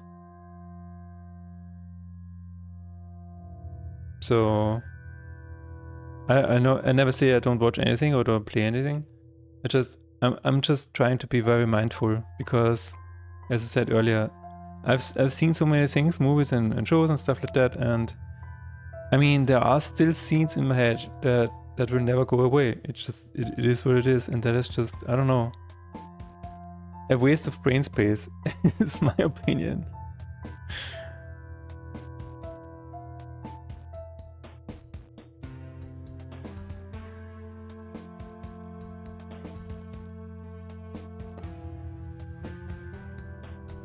Focus is finite resource. Yeah, that's true. But I think you have to, if you want to create things, you also have to consume things. So that might not entirely mean that you have to watch TV shows or whatever. You can just also go out and experience things in the world.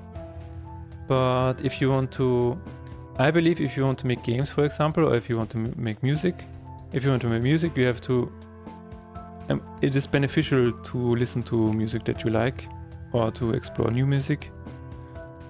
Same with games.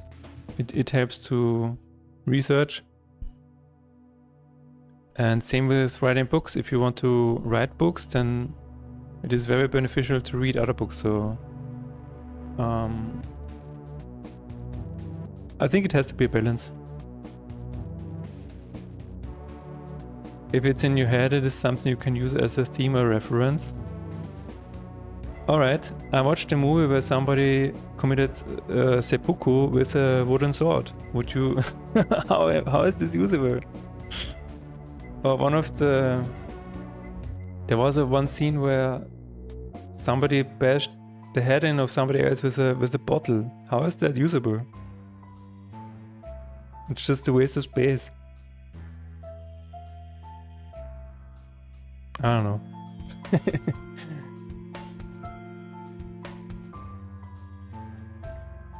And I always think that the scenes like the...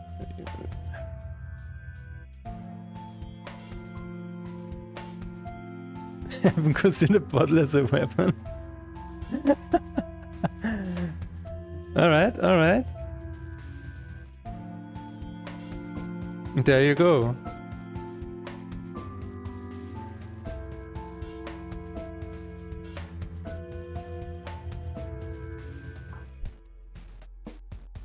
Usable for? I mean, in any creative outlet, I guess.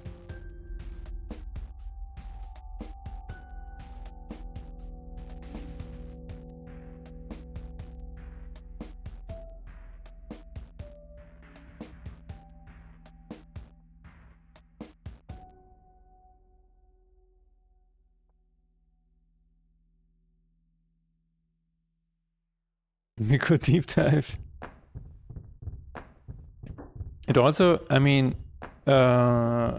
it's to me, it's like what do you want to create? What do you want to put into the world? And depending on that is what your consumption should also be like. So if you want to create positive things, then maybe you should look into watching or consuming positive experiences. And yeah. If you want to create a violent video game, then maybe watch violent movies. That's totally fair.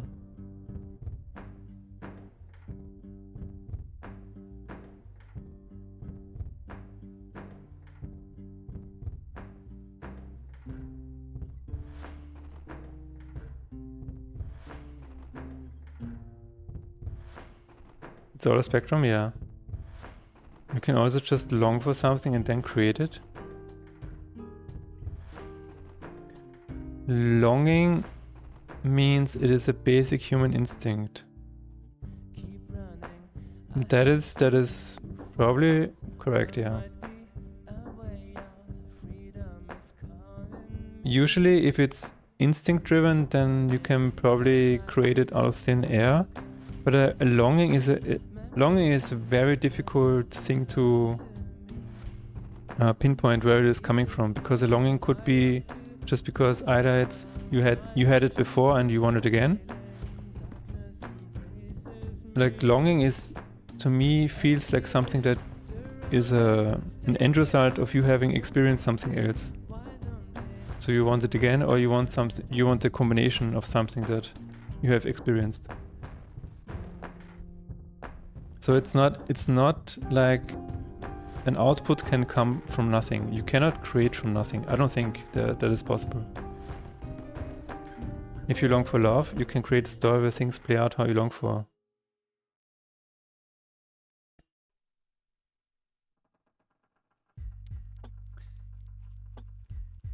Sure. Yeah. What about alcohol?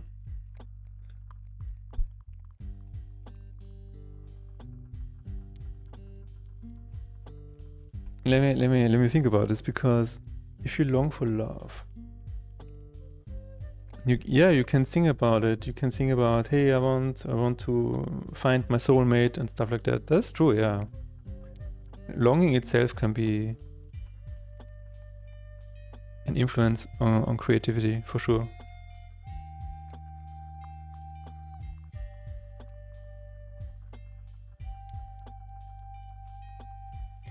For me, in my case, this game is because I saw Final Fantasy VII and how they made the material system, and I know Magic the Gathering. So in my mind, I'm like, okay, how can I distill this experience, the material system, and how can I distill the Magic the Gathering system, and then combine both of these? So this is what happened. I wanted a game where both of these systems are combined. I can find material constantly and slot them into my cards. So this is basically something that I thought should exist because of my previous experiences. But if Final Fantasy VII had never existed, or if I had never been exposed to Magic the Gathering, this longing would not exist, is what I'm saying. So what is longing for love, really? I mean, this is more in the direction of human instinct, basically because that is why a human body is here. To seek out a mate and have children and offspring. So yeah, this is a very basic thing, I guess, that everybody can usually relate to, except when you are not having these feelings because you're neurodivergent. An interesting idea that there are primary concepts and secondary concepts. You cannot imagine primary concepts, we can only imagine secondary concepts, which are basically a mix of primary concepts. Okay. Primary concepts must be experienced, witnessed. Alright. Where is this coming from? Is this from a book or something like that? Or from a scientific study? It sounds like it. It sounds a little bit like System 1 and System 2. Like in the book where you have what is the book called? I'm going to look it up on my Kindle.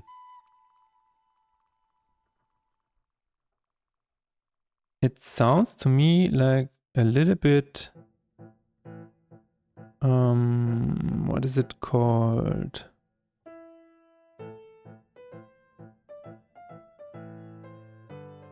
A deaf person cannot imagine sound, right? Thinking fast and slow, yeah. Thinking fast and slow is, I think, goes in that direction as well.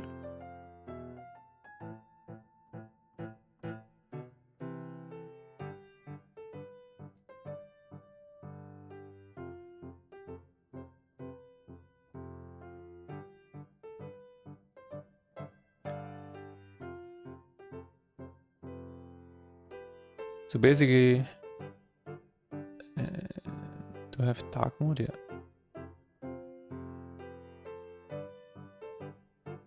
We're not going down the route of sound dissonance resonating through your body.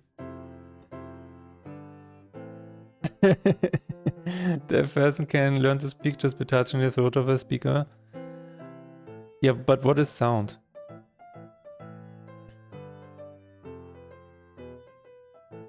By the way, this is a really cool book. I have not finished it yet, but I will in the future, hopefully.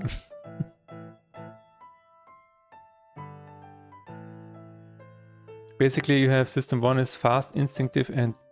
Damn it, I clicked. and emotional, and system 2 is slower, more deliberate, and more logical.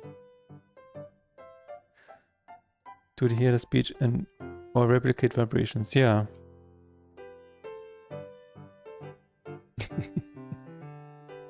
If you were a ghost, can you imagine what touch feels like? Probably not.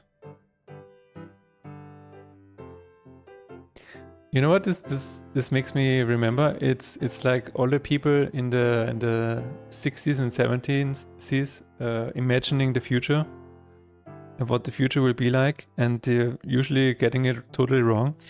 But kind of, you know, like flying cars and things like that, and now we're in 2025 and it's not like that at all.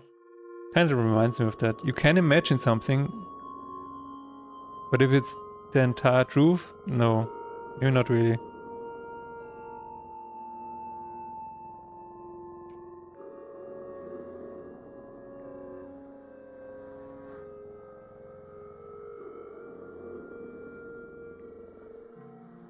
And you could replicate the vibrations.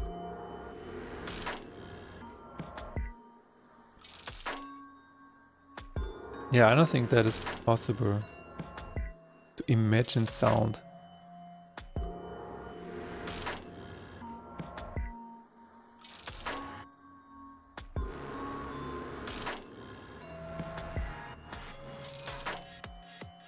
So yeah, I don't think you can. I think input is definitely important if you want to create things. But I'm still interested in the primary and the secondary concept. It sounds like something I could read up on.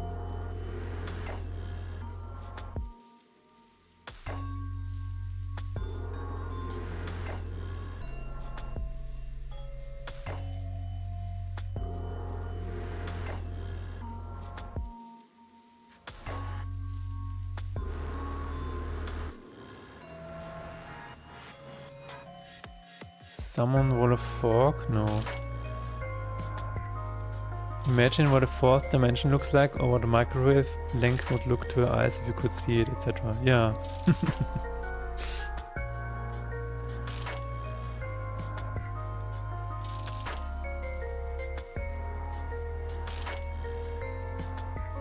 You can try. But if you will, the question is if you will get it right, and usually that's not the case.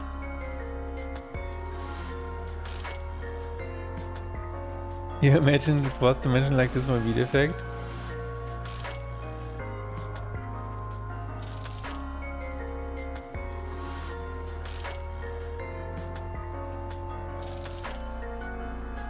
Like a sort of a trippy video effect.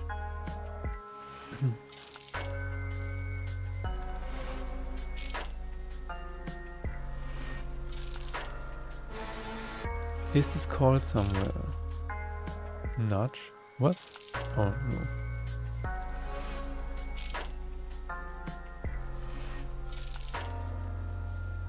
That's a secondary concept.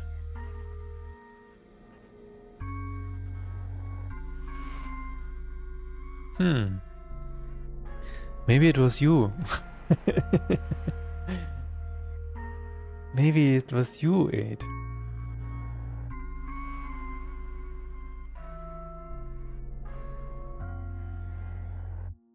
I remember it from a video about AI. Ah, okay.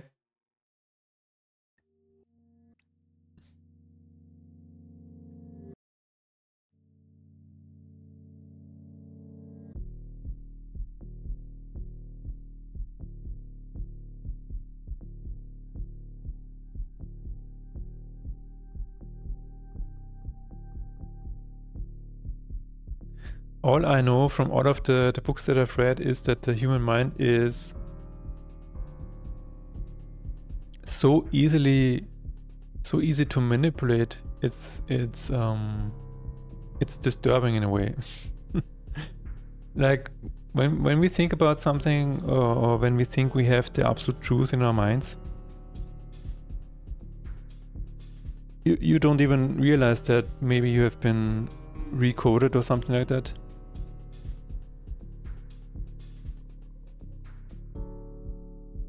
just from subtle things that you've been given to see from the outside world, or like advertisements. All I know from books I've read is that I'm dumb as fuck. Yeah, basically what I've just said is it's like we humans sometimes think that we are above everything and that we understand everything, and then we are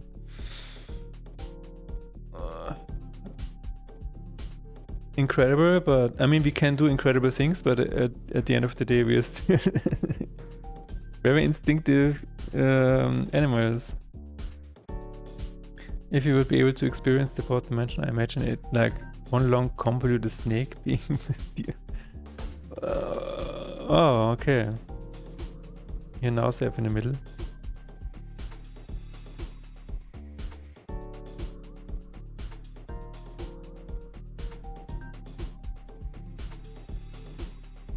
Yeah. I don't know. I don't know how it's like, this reminds me of the question of, do you, what it will look like when you're dead? And one of the responses that I remember is, it will be the exact same as the time before you were born. So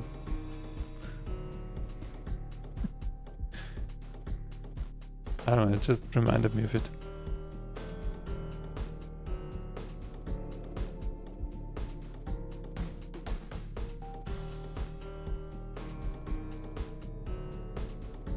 Oh, it's just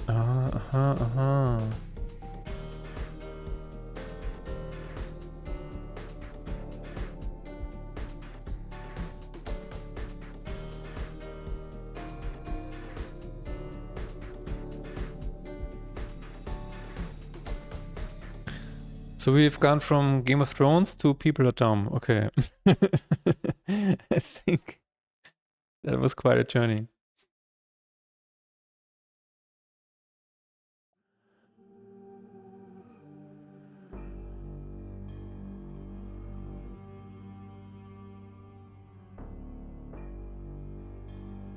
From Game of Thrones to existential dread. Peak Twitch, yeah. Fits into Game of Thrones, lots of dumb people in there. Wow.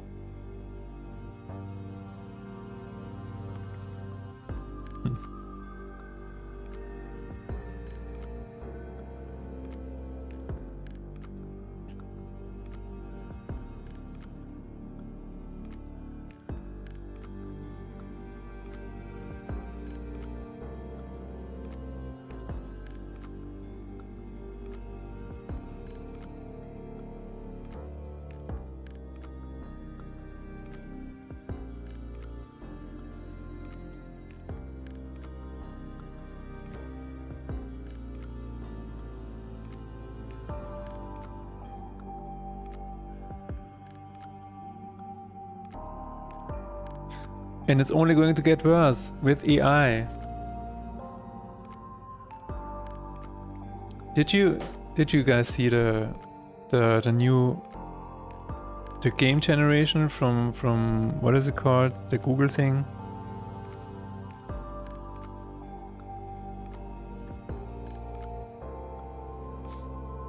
I want to go home, work on my game. Yeah, I can feel that. I feel that in my bones. Good luck with that, yeah.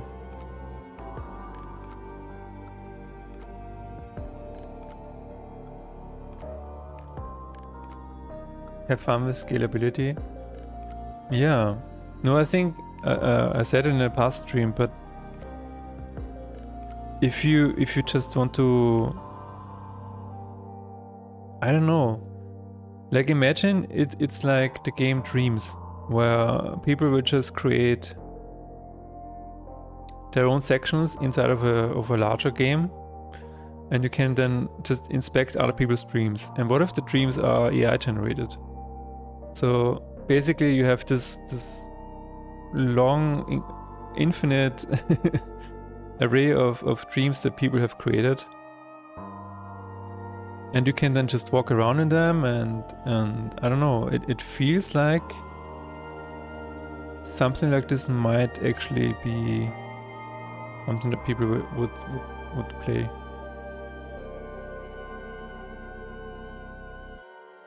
The thing about Dream is that it was ran on your local hardware. That's true. Do you think we will never reach a point where it's not possible to run locally?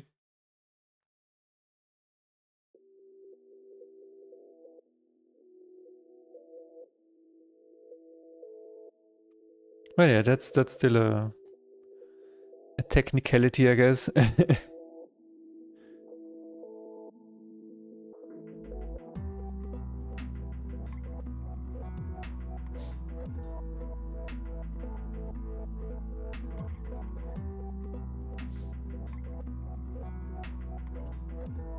If it's ever going to produce a good game,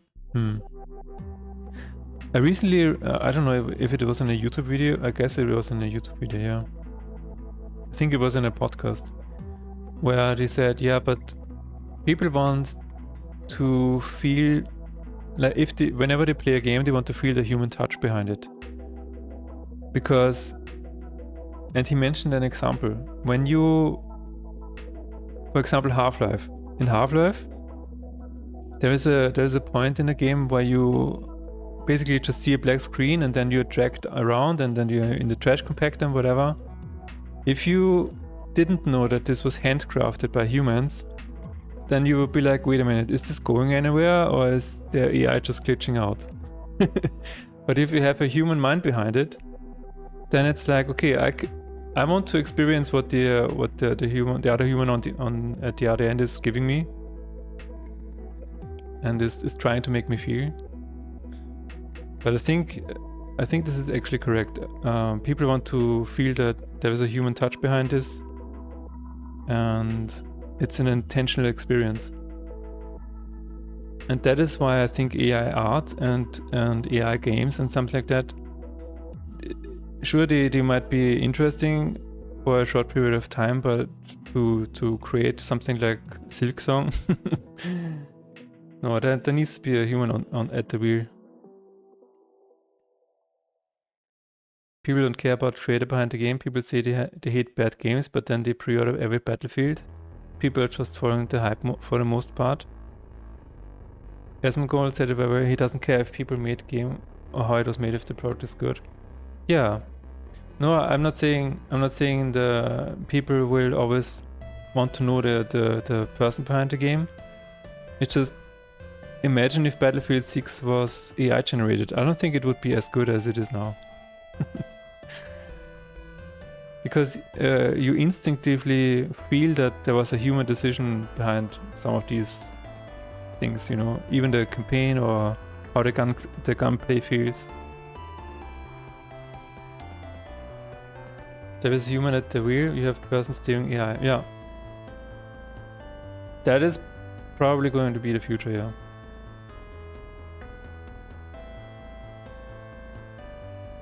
You're just using AI as a tool to create what you want, to create what you imagine.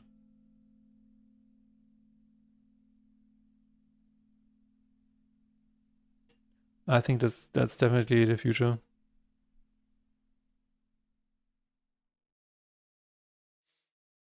However,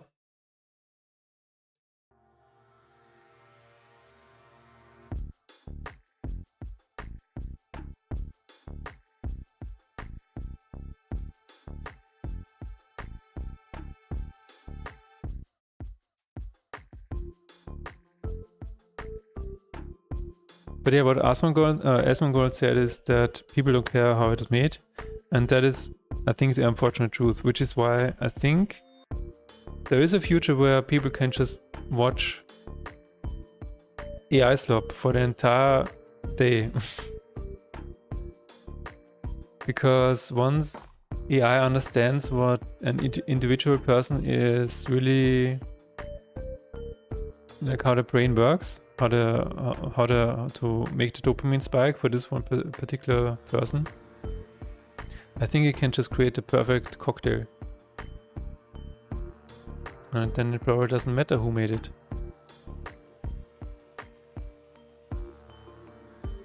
generating games by AI in runtime, things like level design, game design, difficulty scaling and planning, world consistency. Simple case of running it in high frames in local hardware, yes.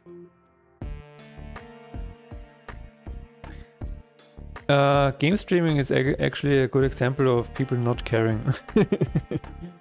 Because, I mean, there are some hardcore gamers that are like, I will never stream games to my mobile phone because of the input lag. But I believe there were people who didn't care about the input lag and just still played it.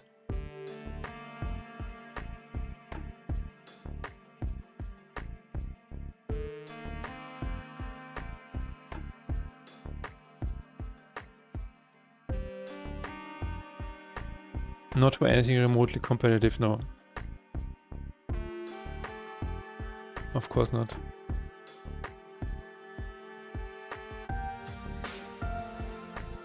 Absolutely not.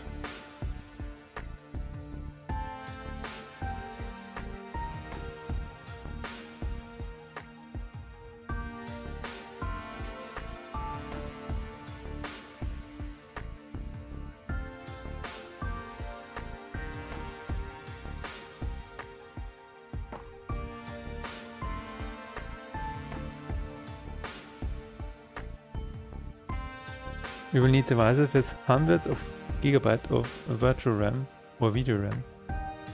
Processing power 10 times what we have now, yeah. Oh yeah, for sure.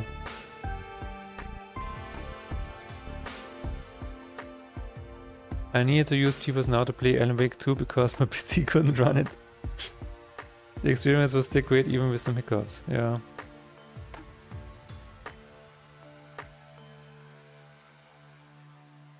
I mean, the VR thing is interesting. Because when Apple came out with their VR headsets, I was like, okay, maybe people will adapt to this now. But then it didn't happen. So, I don't know. Yeah, VR is a strange beast.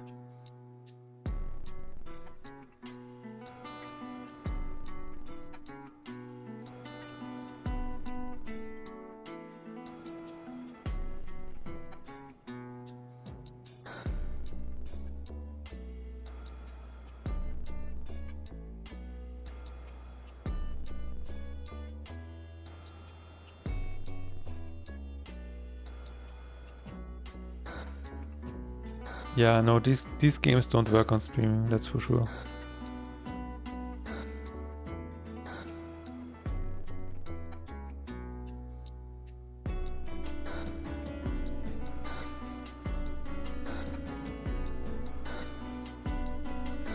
Yeah, I cannot play VR because I'm very prone to motion sickness.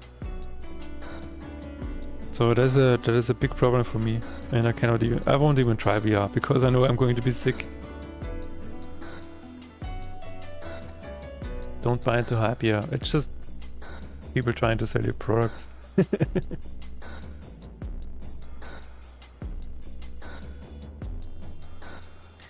Trying to sell you solutions for made-up problems.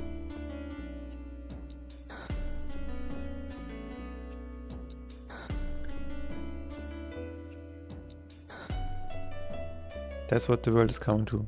Yesterday, oh my god, which reminds me. Yesterday, while I was trying to fix the door handle, I tried to look up a tutorial on YouTube, and all I found was ads, irrelevant shorts, one video that didn't explain everything or anything.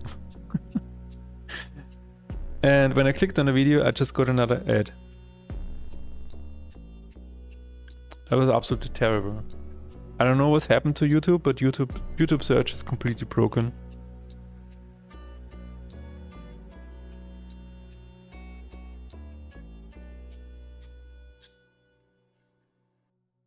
I don't know why they changed it so much.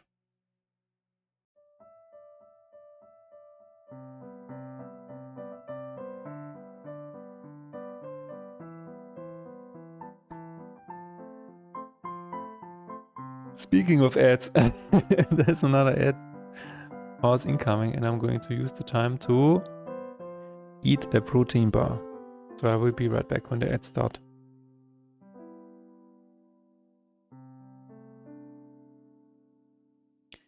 Give us back the old internet, please.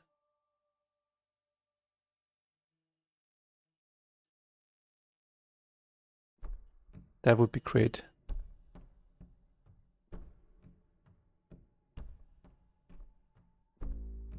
It says it's locked.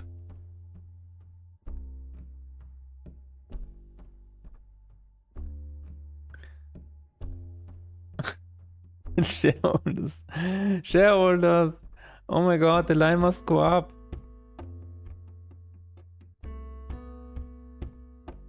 I'm waiting for the AI bubble to crash.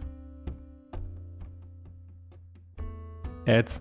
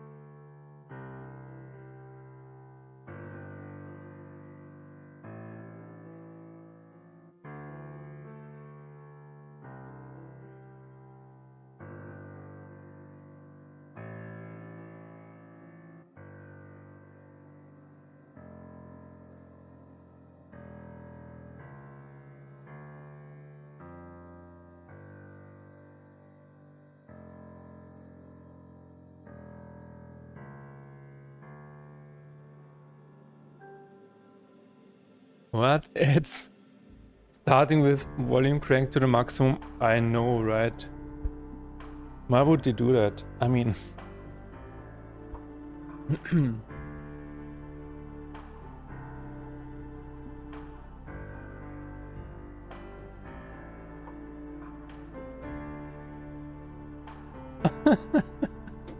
just because they have to sell you tampons. That's crazy. Well worth it. As we said, yeah, shareholders, every line needs to go up. There is no way around it. You have to wake up your wife and cat. It's worth it. But yeah, I've closely watched whatever is happening to Nvidia, since a lot of the stocks, a lot of the retirement money in the US is actually in there. It's crazy. If the AI bubble pops, I don't really want to know what's going to happen. There's so much riding on that. And it just keeps going up. the stock just keeps going up for Nvidia. That's insane. It's popping soon, yeah. They are the ones selling the shovels. That's true. But what if overnight nobody is buying the chips anymore? You know what's funny? In the recent Gamescom event, they used AI to automatically match people who the AI thought would be, a nice match and would like to meet. So the AI automatically sent out meetings for random strangers and then completely flooded the calendars of Meet to Match, I think. Or something like that. Some kind of app was completely flooded with random meetings with strangers that you never even heard about, just because the AI thought you would be interested. And you know what happened? They turned off the AI and didn't turn it back on. That was that. And I think a lot of companies are going to realize that, yeah, AI is really interesting, but I recently heard an example where somebody suggested in a company to make an AI-powered dashboard. And it's like you can't just throw AI everywhere. Like it's not going to do that what you want it to do. And that is why I think, as you said, the bubble is going to pop soon.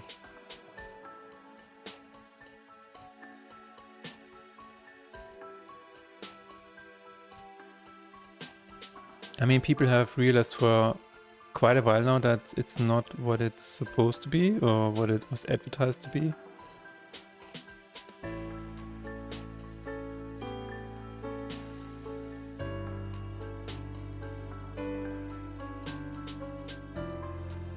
Results matching. Yeah, it just predicts the most likely next step, right?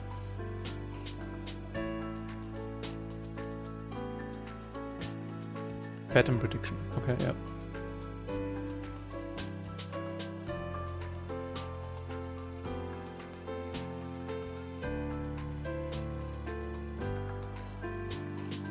Oh, it needs to be in a slot.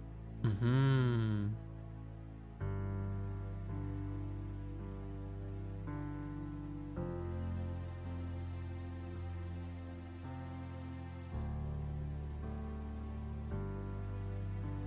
So here.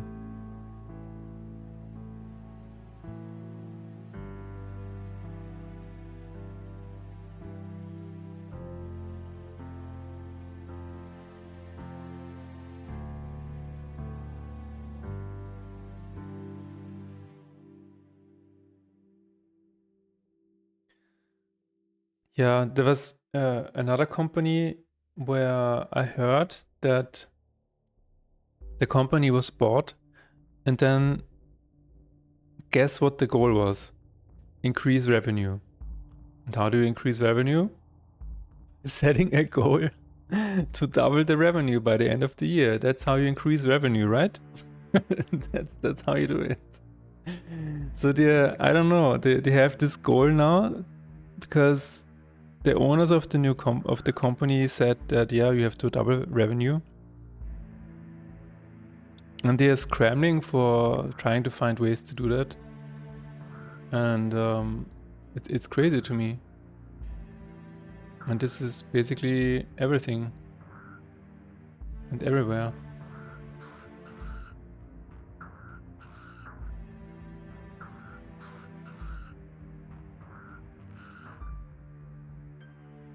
All right, that's good. So there is the pricing. Yeah, that's part of it. That is surely part of it, yeah. No, they are. If you the problem is that this is the wrong incentive. The better incentive, in my opinion, to increase revenue would be to increase the quality of the articles, to increase customer relationships, to increase quality of life of your web shop, something like that. If you focus on quality, and I read this in the book that is called Out of the Crisis. If you focus on customer satisfaction, if you focus on quality products, then your revenue will increase automatically. Money will be just a byproduct. But if you just say, hey, my goal is double revenue, then you will that is the wrong incentive. You will find hacks. You will try dark patterns, like in mobile games, for example, where they try weird psychological tricks to get you to spend more money. So if you ever have give out the wrong incentive, then it's not a good thing.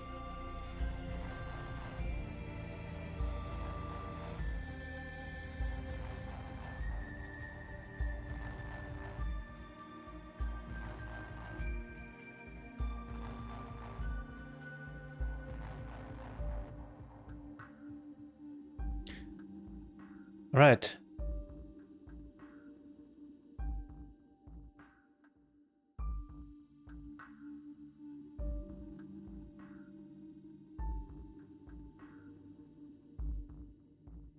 Did I fix it?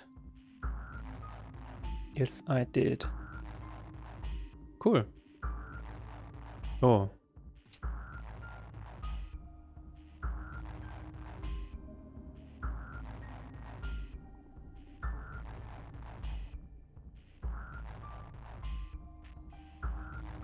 Now it's fixed.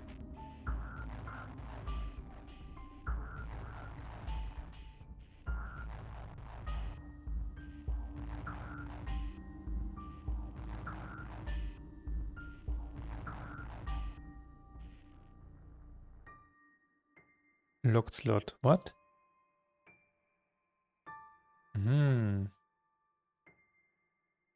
Okay, that works. And now we're going to do the same for broken spells.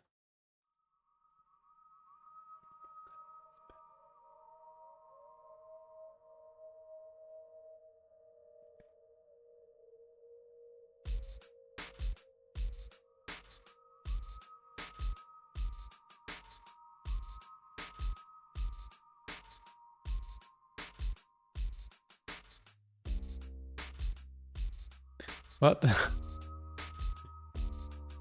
Safeguard material. Oh, it needs to be in the... It needs to be on the slot.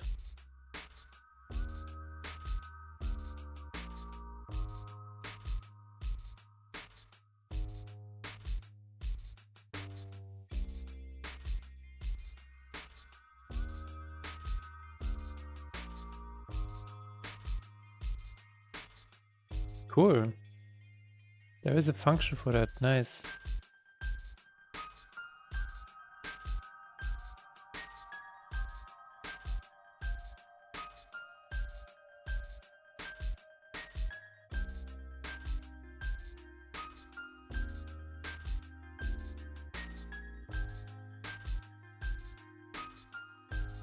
Ooh. So let's test it out. There is a curse here somewhere. Broken spell. Cursed treasure. That's fair.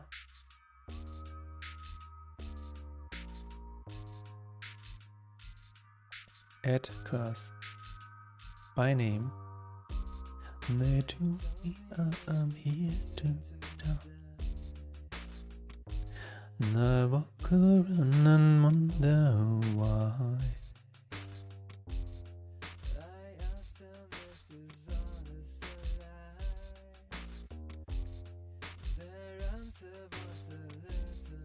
I still remember when I had the idea for this song. Isn't that crazy? I remember this image of my in my head. I was standing in my room, and I was looking at the cupboard, and there was the keyboard behind me, and I just had this idea of this melody in my head. I don't know why this moment is so stuck in my head, but this is exactly this. Oh. This is exactly the melody that I got in my head at this point, which is funny to me.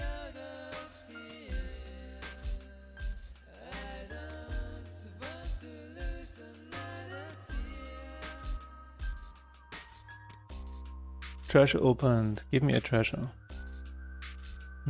Okay.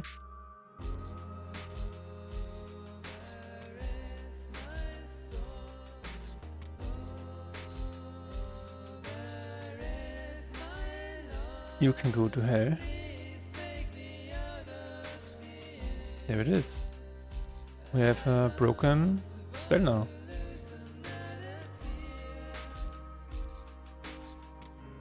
Wonderful. So it's a little bit more apparent that it is locked. That's good. Fantastic, in fact.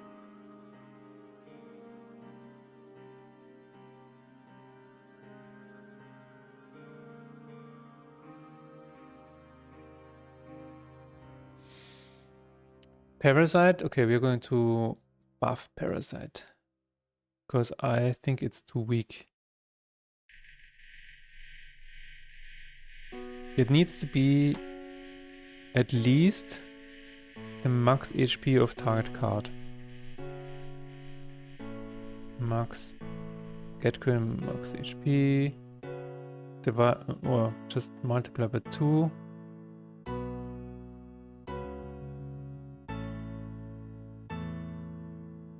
Int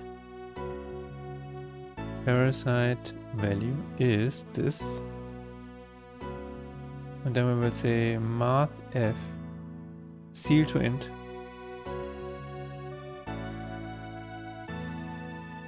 And we're going to clamp it.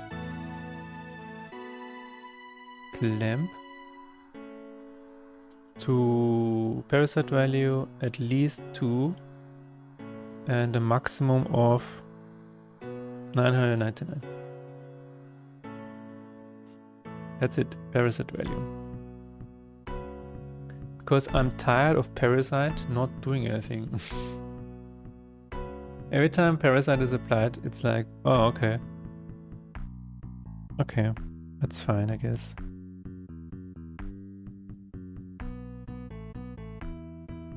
Doesn't really matter. And I want it to matter.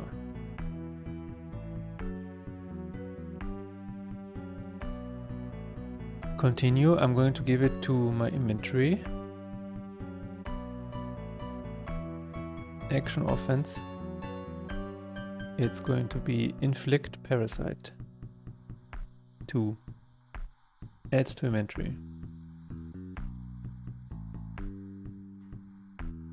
Let's try 70.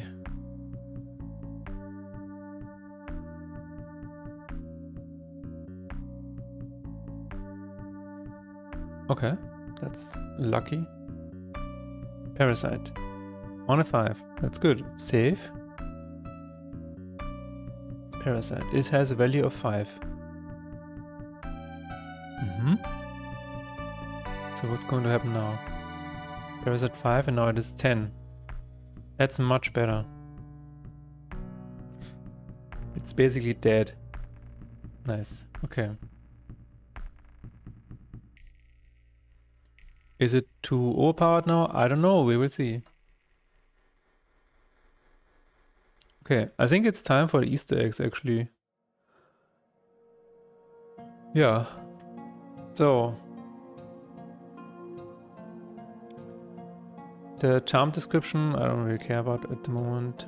This is a bit more work. I think we're going to try an Easter egg now. Which means we need a run at the end.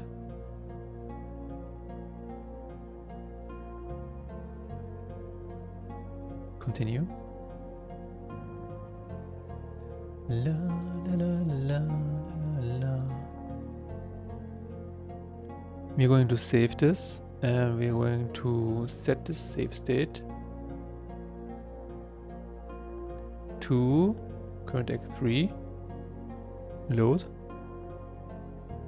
That's how you time travel.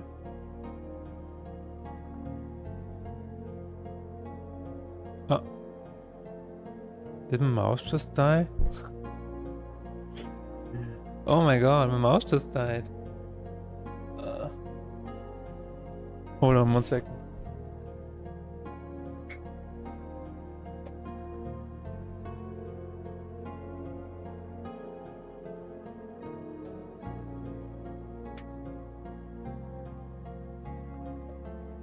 I think I remember now that it's actually adding an egg. Perfect, I'm hungry. Hello, Salt. Salt and egg, actually. Yeah, that's not a bad combination. Yeah, I'm going to add Somos to as an Easter egg. But first, I have to charge my mouse. Because my mouse ran out of juice.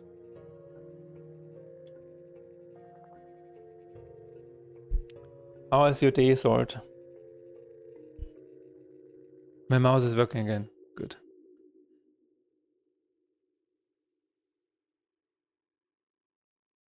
Okay, I only want to do it when it's not mouse mode. And then we're going to add the Sumos Easter egg. Quick equip. Where is it?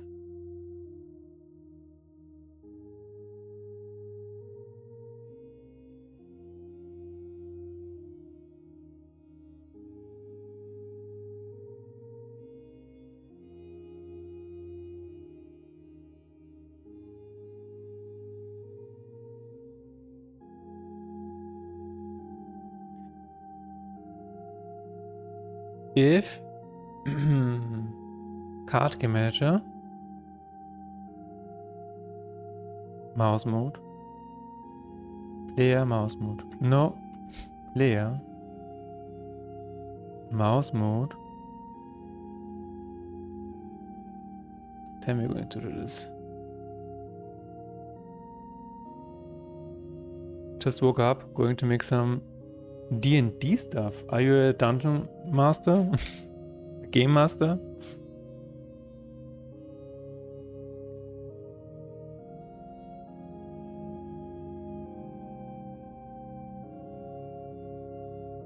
Okay.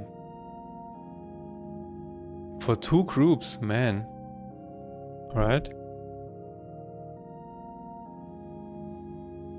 That's pretty cool.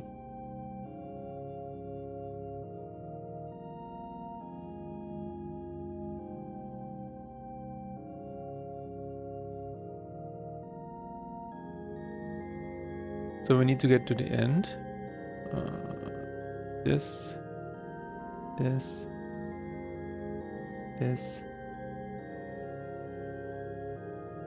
Using mostly custom content. That's nice. So I imagine you have this huge binder of ideas and stuff like that. 99% custom art. You're doing all of the art yourself? Okay, that's insane.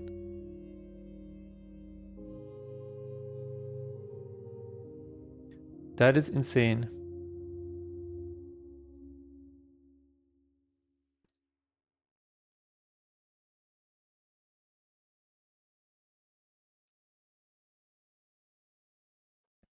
Oh, nice. Yeah, well, share the link. I want to check it out.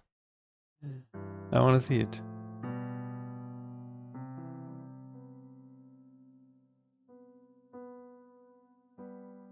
Broken.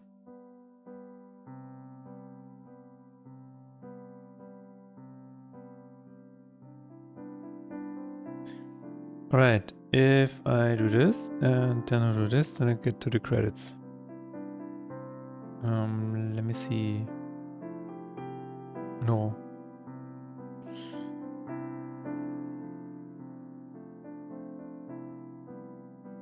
Chosen day needs to be 30. Yeah, that's true. In Discord? Okay.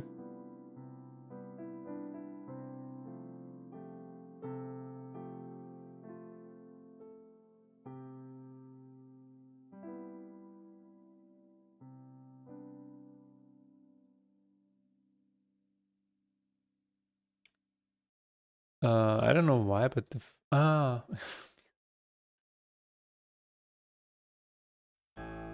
oh.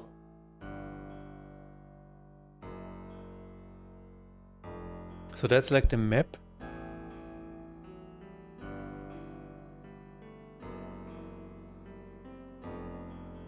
Map is always good.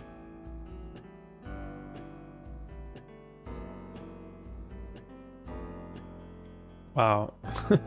What are these dots? Enemies? Yeah, that looks like a lot of work.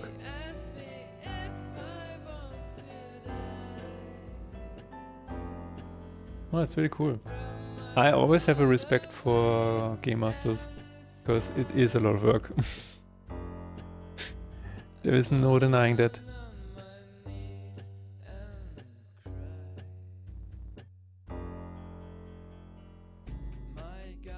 Okay. In the credits.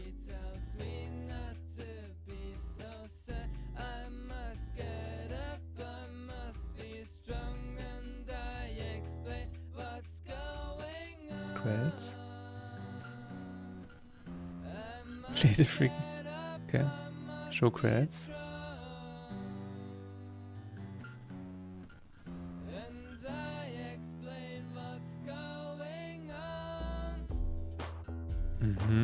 So in here I can,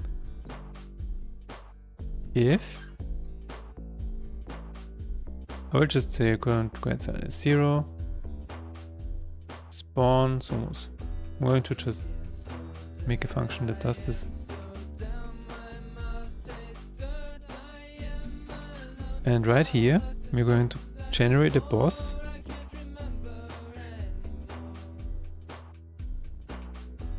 And it's going to be card game manager, generate creature card. How is the boss generated? Enemy spawner. CS. Boss. Turn card to boss. There it is, turn card to boss card. It needs to have a apply boss material. Currently working on the loot in the chest of this next dungeon. Nice.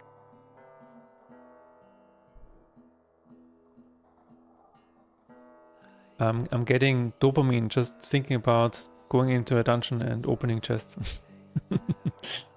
It's already giving me the longing to play.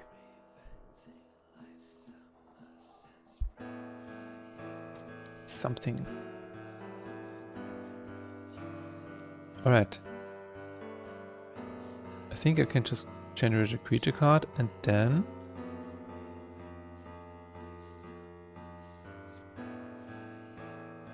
watch out for the dire rust monster. Alright. I will.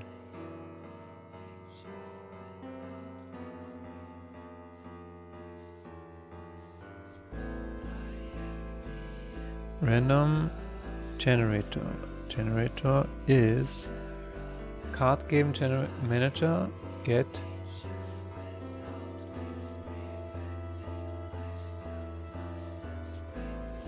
It doesn't really matter.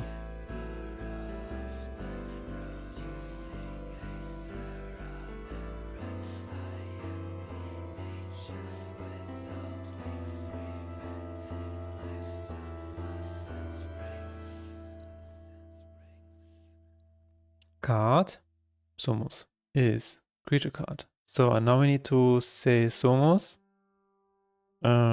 apply, set card sprites. We need to set the name, set name, Somos. And then is both true, doesn't really matter, set card sprites. I think this is what sets the art, no?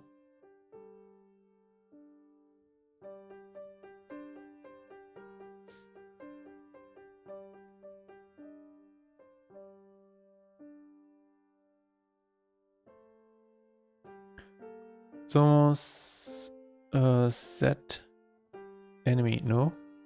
Save state is enemy is true.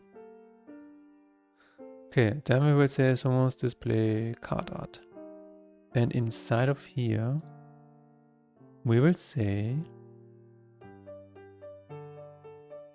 if is boss, boss.image. Aha, get boss with name. I see, that makes sense. Okay, I will add it to the file. That means it will be shown. Do we want to do that? Do we want to do that? No.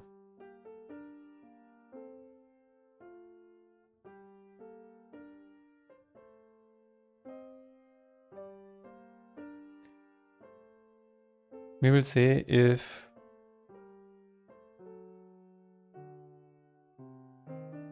name equals Somos,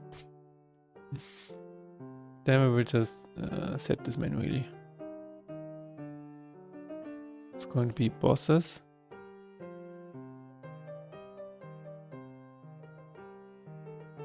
And Somos. How did I call it? Ah, small, lowercase.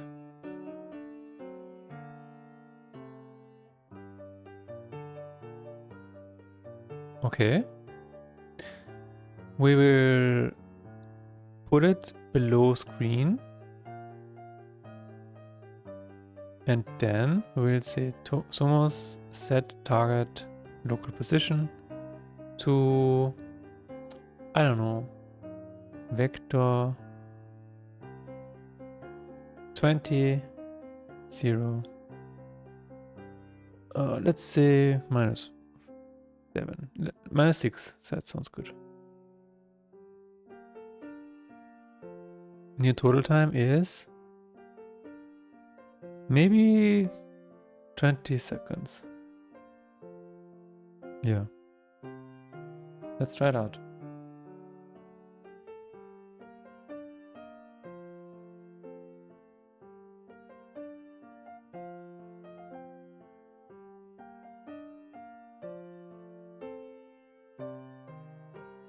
And then we can set it to appear later in the game, in the credits.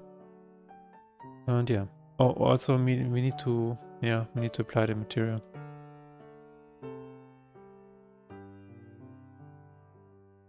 Fair.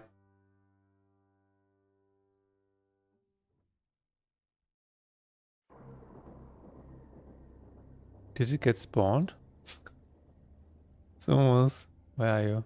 No, it did not get spawned. What? Oh, maybe afterwards.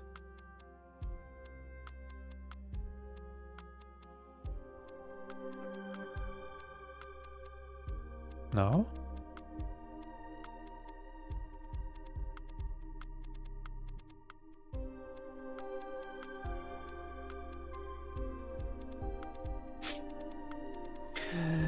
Where is he?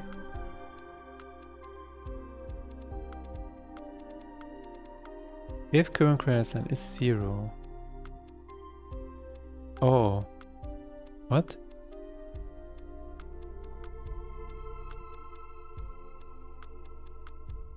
Oh. My bad. It was never 0 at this point.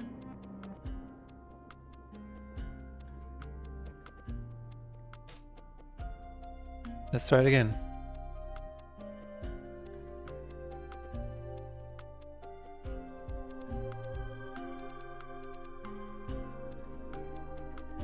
Continue. F. After the first one, it should appear.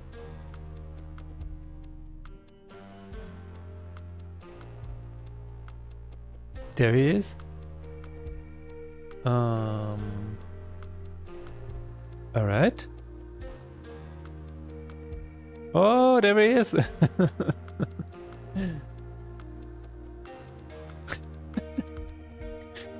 That's actually funny.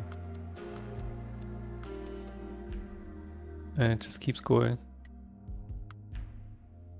Alright, and then it stays there. That's funny. Okay. It needs to have a little bit of a rotation. So set target rotation maybe. That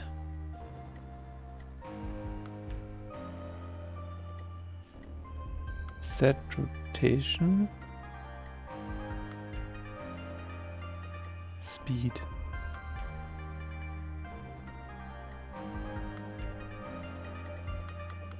Okay, where is this used?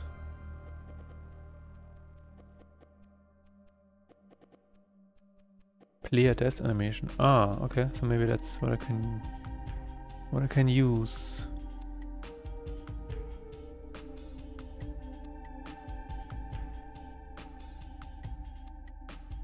Rotation speed. Set rotation speed is... Where is this used? 5. Yeah, that makes sense. Let's make it 10. Let's not do it that much.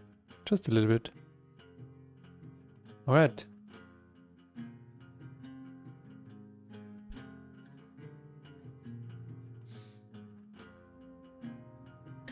We're going to do it probably at 15 or something like that.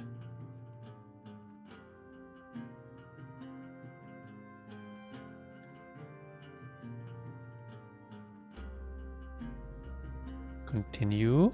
F.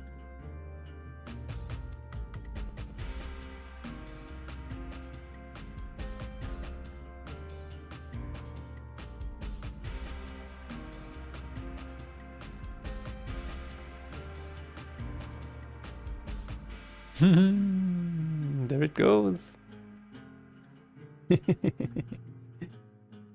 That's nice. Okay, we are going to set the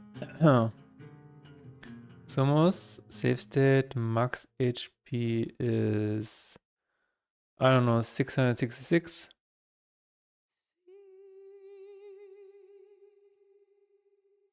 And it's the same for health. Then attack is probably 66. Why not?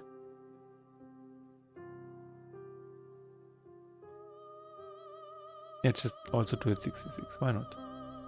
So, and the materia attach add Lacamo, add material. Okay. So. A-Levelweise suchen.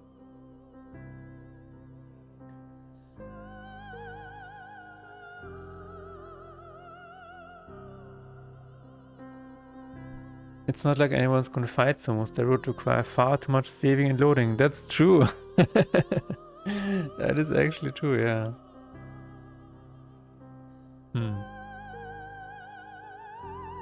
7. And apply from string name. Okay, what should we give it? Eternal, maybe? Eternal sounds nice.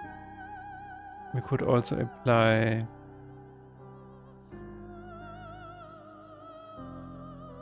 increase despair. That's always a good one. Increase despair. Oh, that's for later. Sumos add material. So, and now we're going to create another one.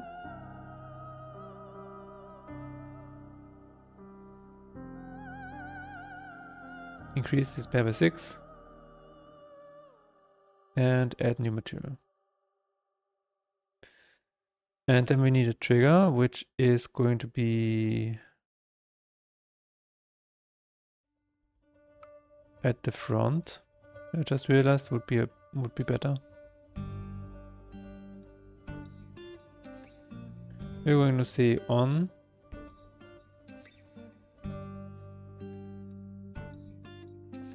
I'm just going to say lament. Oh, on death.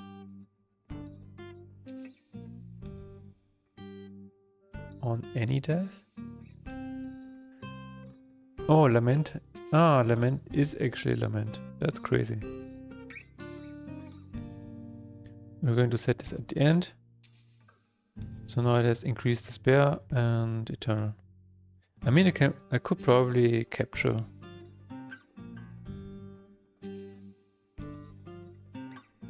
Instead of eternal.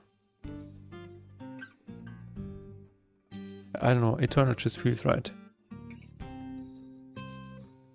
Okay, I think it needs another slot. Sumos add slot, because it only has 2, and then it should be fine. Sumos, update, display stats. Yes. Alright, let's see. Let's see what it looks like.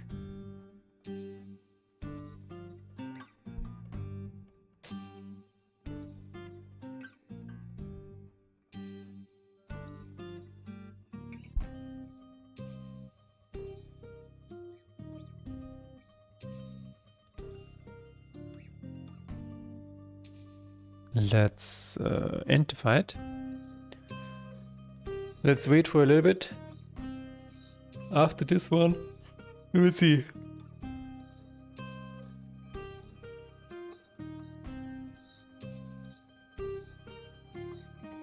There he is. It's Eternal Lament increases despair by 6, and it has 666 health and 666 attack. Yeah. There it is. I shouldn't have clicked this at this point, but let's see it running again.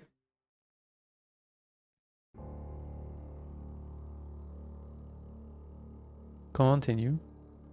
F.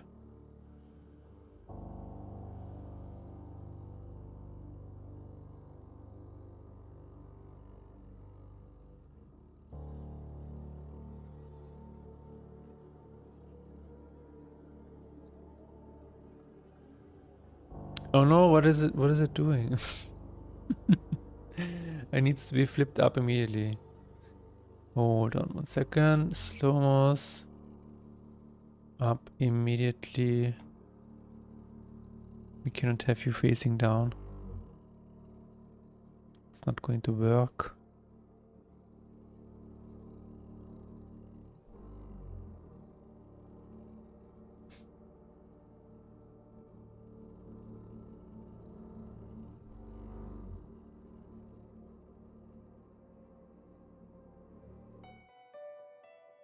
Continue. F. Right. Let's try it again.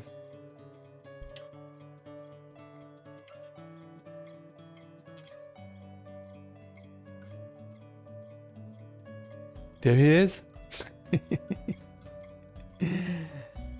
That is actually funny. I like that. Okay. I think I'm going to make it a bit longer, like 25 seconds. And I'm going to spawn it. Let's see. What are the credits? Credits data. Okay, I have music. Music could be one. Special things. Faith and despair. I mean, I could display it in the end. I think I will just display that music. That's 1, 2, 3, 4, 5, 6, 7.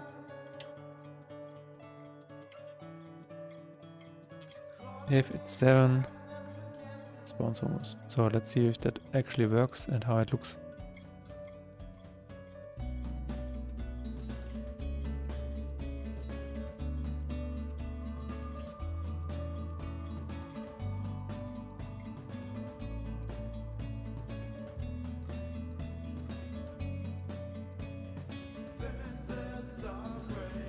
And the fight.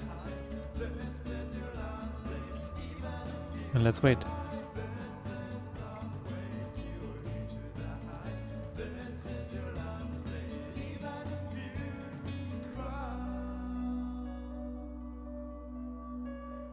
It should appear at music.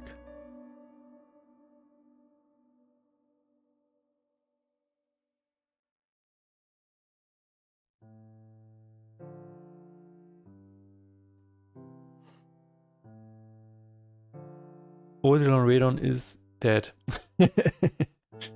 It's a dead artist. Oh, Quenipato, I still need to add art to the game actually. Yeah. Alright, here it comes. Will Somos appear?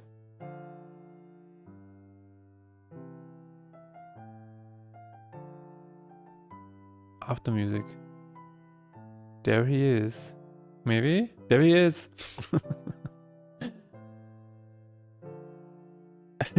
That's very cool. Actually, that's very cool. I liked it. Tarok, you're probably not here, but thanks for reminding me to do that. I wanna do it earlier at 6.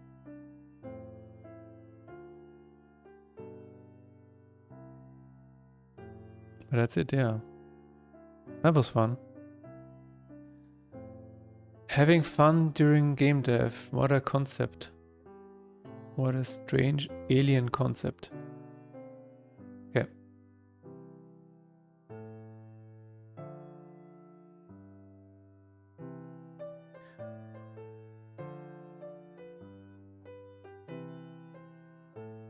I mean, you probably could fight Somos at some point.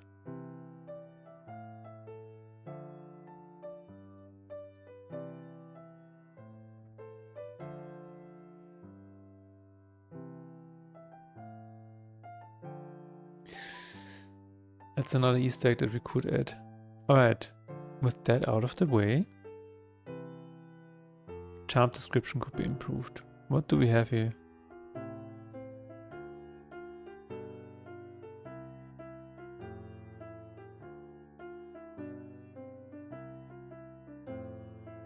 Charmed? Oh, just charm? Fun? We don't do that here, yeah. What a fascinating idea.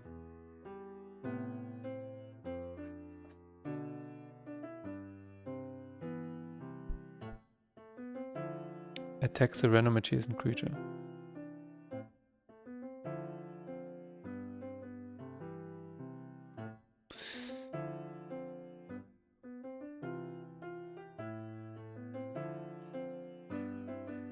I would say adjacent ally creature.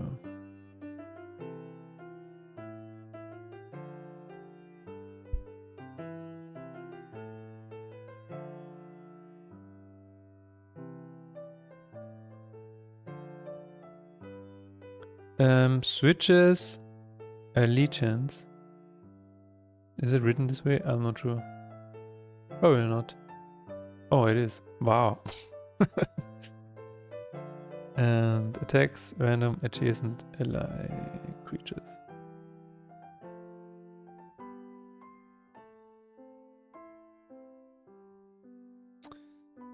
Yeah,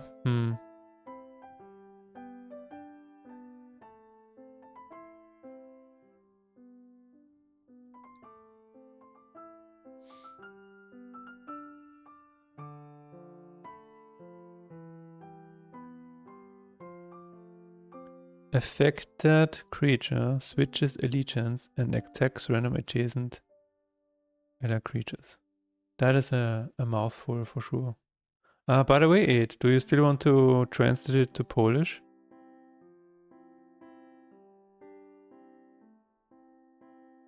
Typing Somos makes your next run get interrupted by Somos instead of the import. Yeah, something like that. Wechsel die Seitenlinie. Greif zu gut, okay.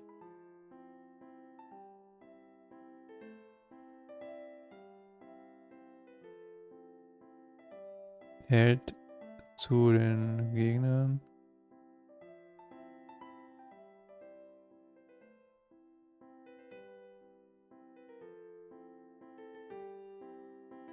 Alright, I don't know if that makes it better or worse. We will see. We shall see.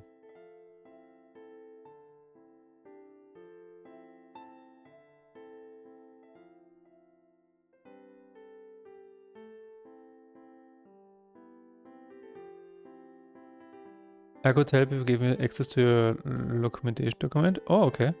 That sounds nice.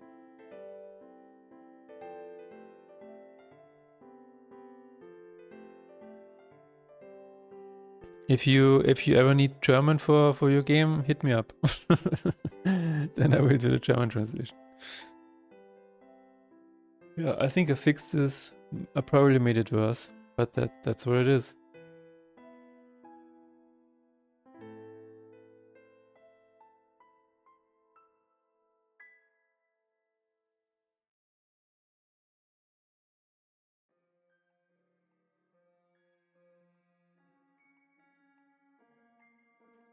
Okay. Okay, thanks.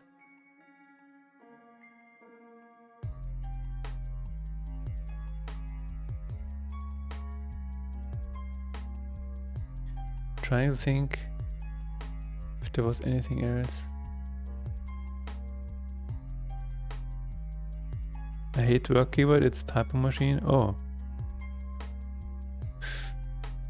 What type of keyboard is it?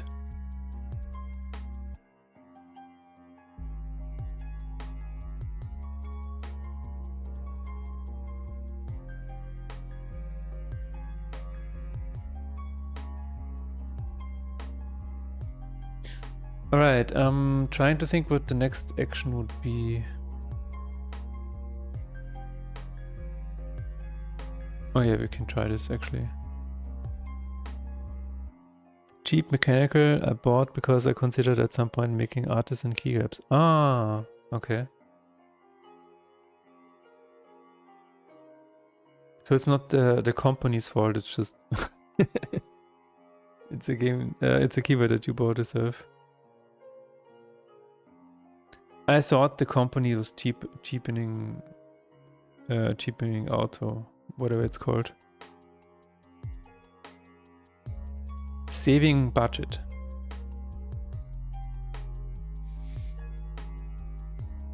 There's even shit here, okay. That makes sense. The line must keep rising.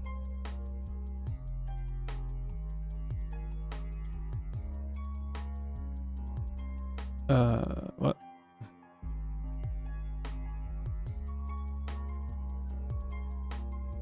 Blessing.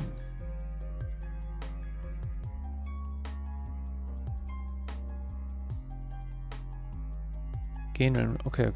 Transmute. We're going to add transmute.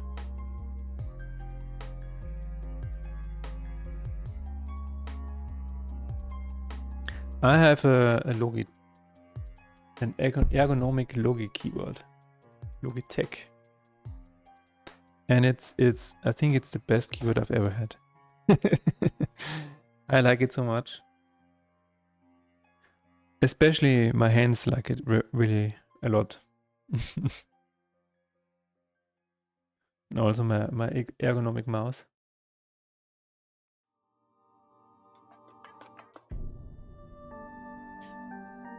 Cannot live without it.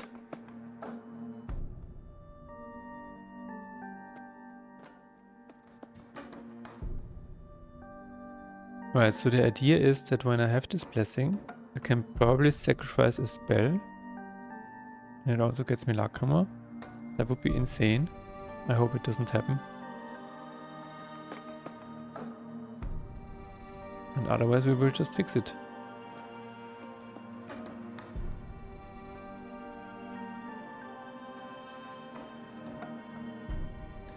No.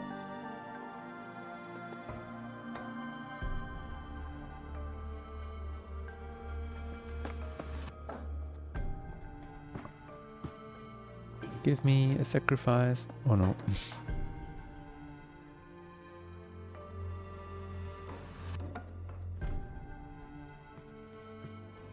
Still no sacrifice. Wow, what a strange occurrence. I think they finally stopped with the construction noise.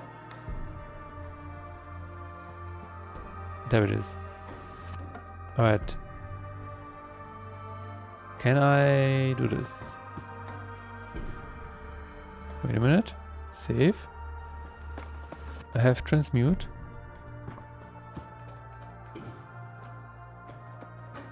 That's okay. Indeed it works. Wow. On creature sacrificed. No. On creature sacrificed. On sacrifice? Creature. Okay, never mind. It's the other way around. This is actually a bug.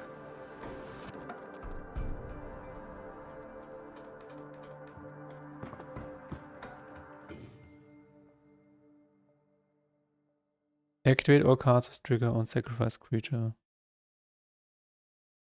Is this the sacrifice routine? Yeah. I mean, that's... Oh. Only if it's a creature. Yeah. Card. Card is still here.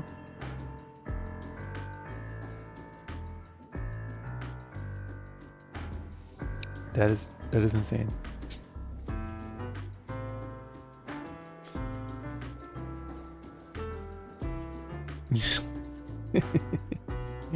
No, we cannot do that.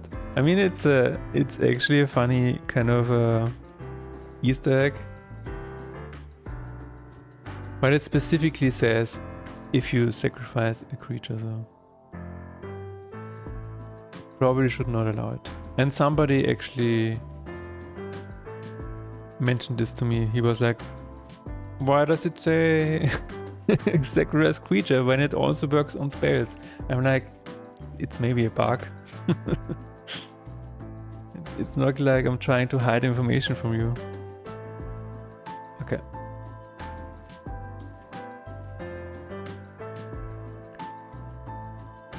Can't be sacrificed. Oh, you mother F.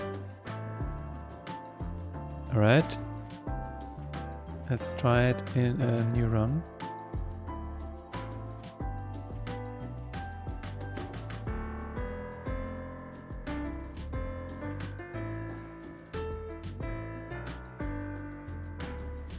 There it is, sacrifice, and we're going to sacrifice a creature. Save this first. A spell should not work, okay. And a creature will work, yes.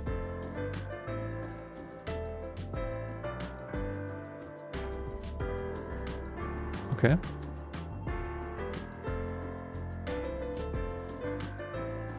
Right, okay, yeah, it works. I got two of the same. I feel like that's another bug.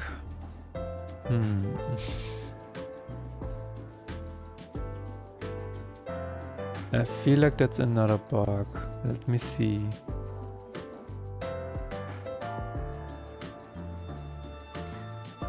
And you know why I never realized this myself? Because I never take this blessing. That's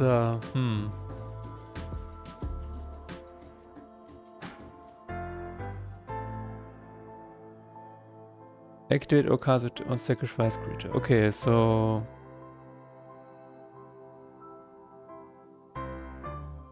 wait, what does it say? Gain Lakrama. Okay. So I feel like gain Lakrama. Oh, it probably has material. Yeah. No, what? Gain faith. Gain random Lakrama. Ah. Gain random material.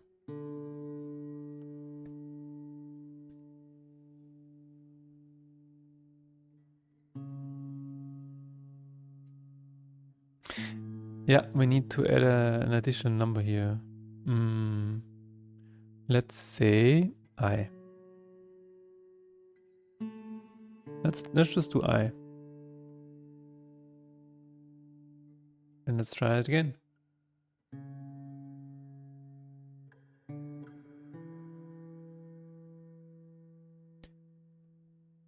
That is a strange one. Recently, I discovered a bug that was in the game for at least 2 years. At least. And I'm like, okay. So, I guess this is how it is.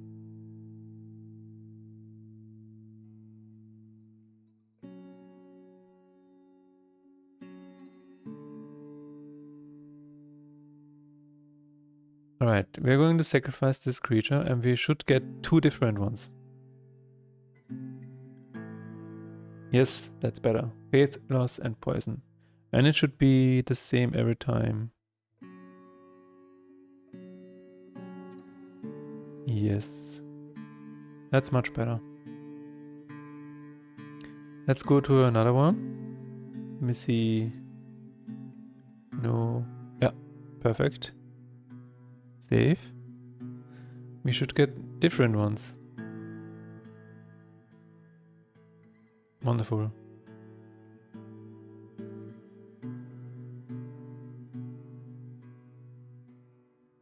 Where are the others? Huh? I'm confused.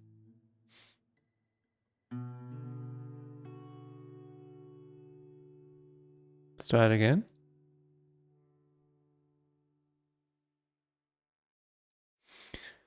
Save. Gain gold, discard, heal.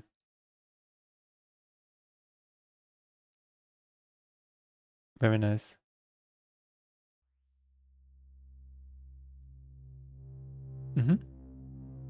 That's much better.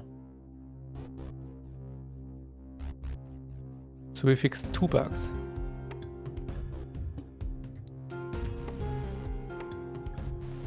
Two bugs with 1 stone.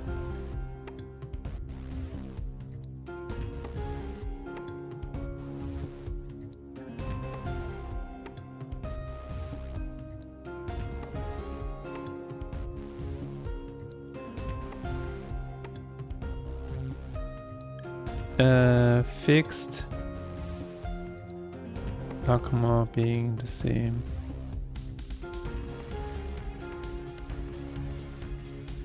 Alright.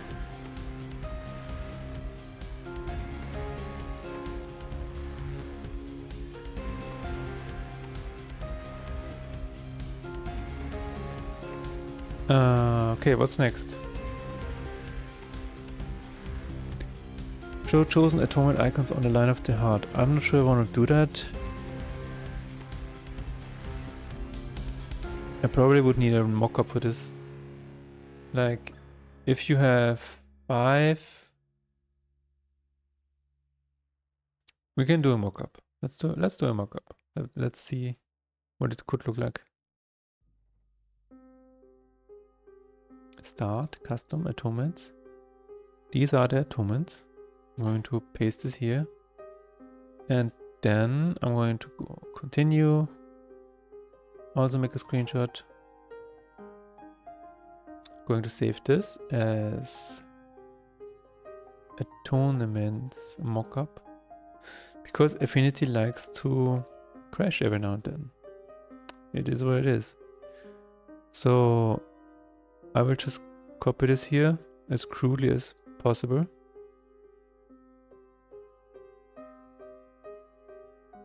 Oh. Rasterize.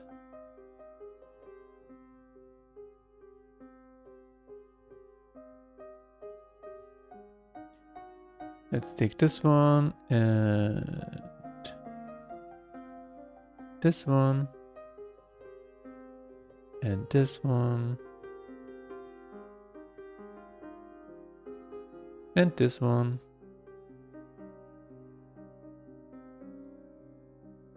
Doesn't really matter.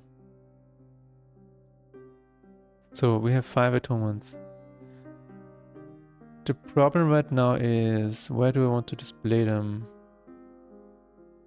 Let's all make them a little bit smaller. Kinda like this. Let's try it here. So this was my first idea, to just display them here.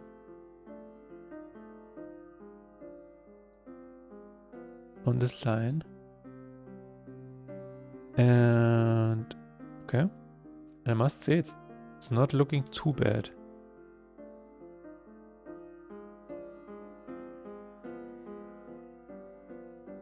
What is that? 10? 10.9. Alright. 10.9.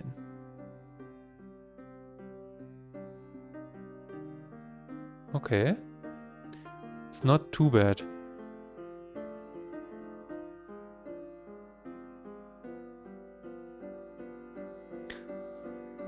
I could probably live with that.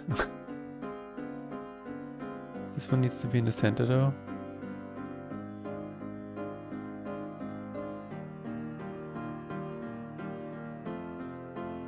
Let's try it horizontally, because that might be even better.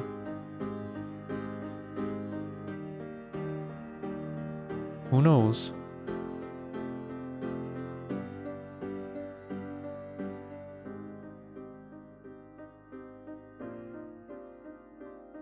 Who knows?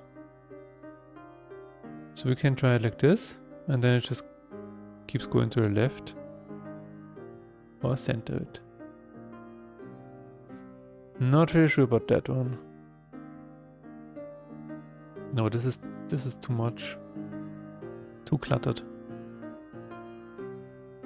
So I guess this is how we're going to do it.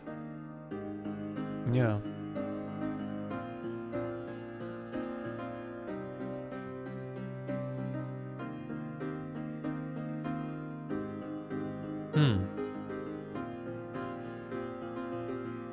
Save it. Oh yeah, we also need to add Bobcat.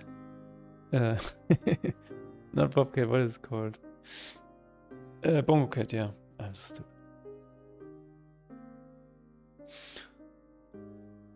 We need to add Bongo Cat to my game to make it sell millions of dollars.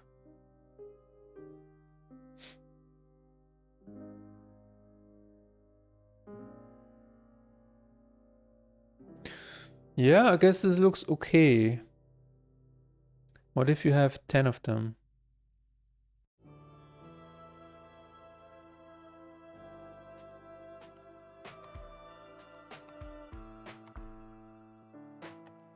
Then it's not okay. And it's not so okay. Still fine. But it's a little crazy.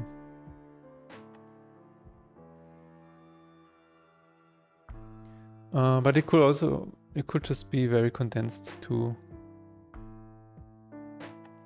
Like it could actually be on top of each other or something like that. Or next to each other, I mean.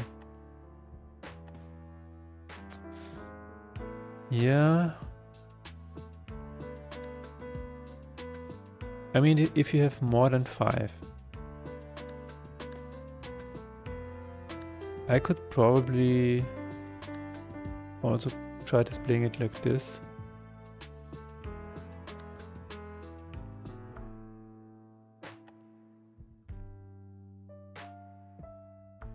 Hello, irregular human.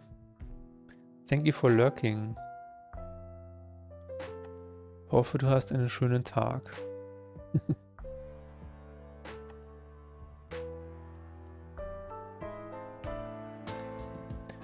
Alright.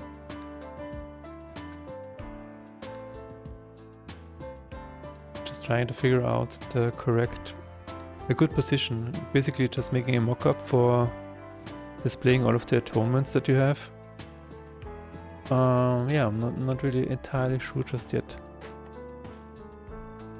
We will see. But yeah, this could work. How would I even do this though? That's the question. I would probably have to... How is it implemented right now?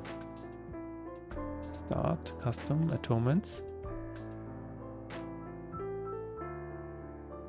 I think I would have to spawn it separately, like in new objects.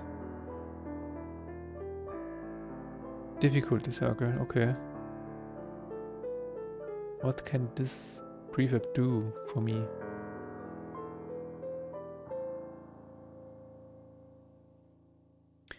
This is the icon. Can it display an icon for me?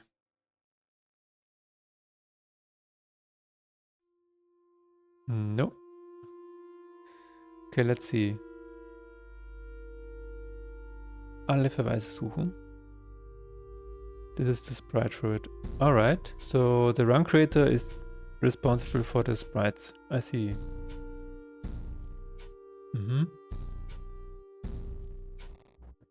So I guess what I would have to do is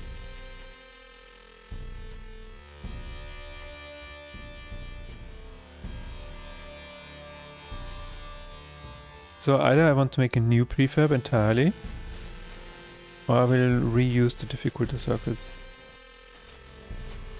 I could probably reuse them.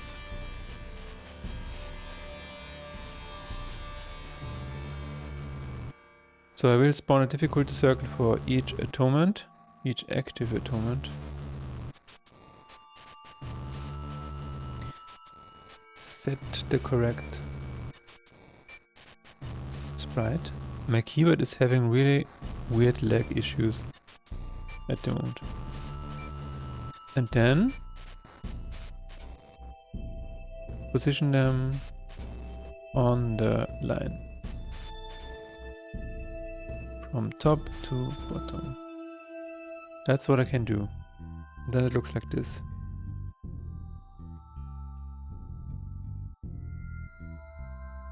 I think it looks fine. It's not the best. It's fine.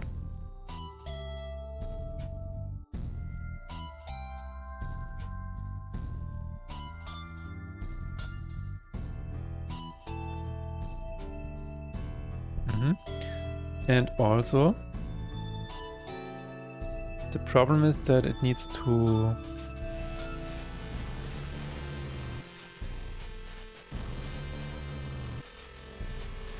work on resume or just load save state. That's very important.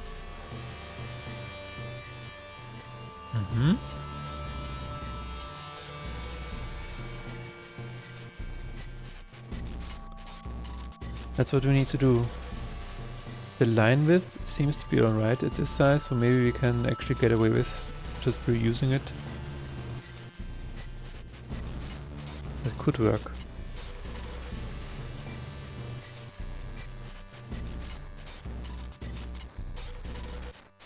So what if you have more than 5? That's the question.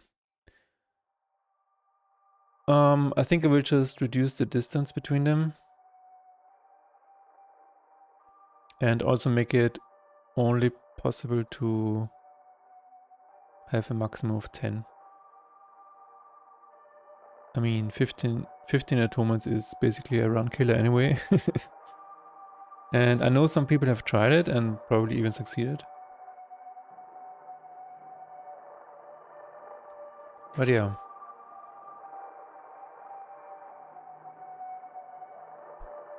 Okay, let's give it a shot. We want to do this right at the same time when the chapter is being displayed, I think. Chapter display. Display chapters. There it is.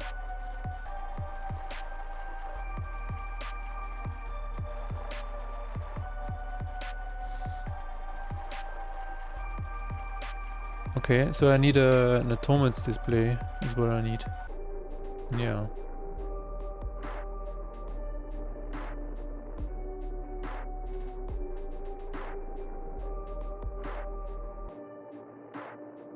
Chapter display. There it is. Is it in the heart? Yeah, okay. Alright, so we're going to use a new one. Create new.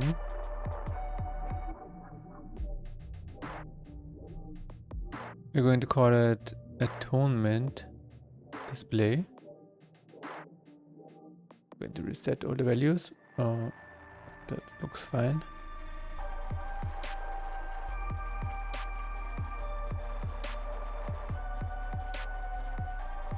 Open it up. Remove all of that. And now we need to basically copy what the other one is doing. Oh no.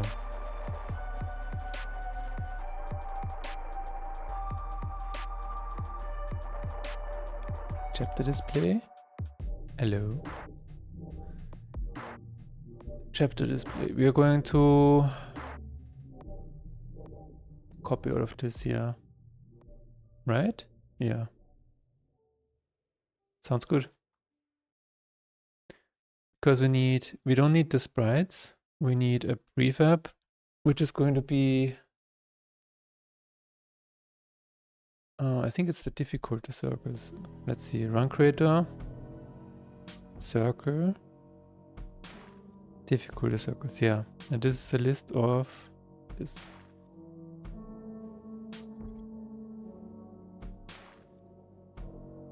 New list, difficulty circle. We're going to say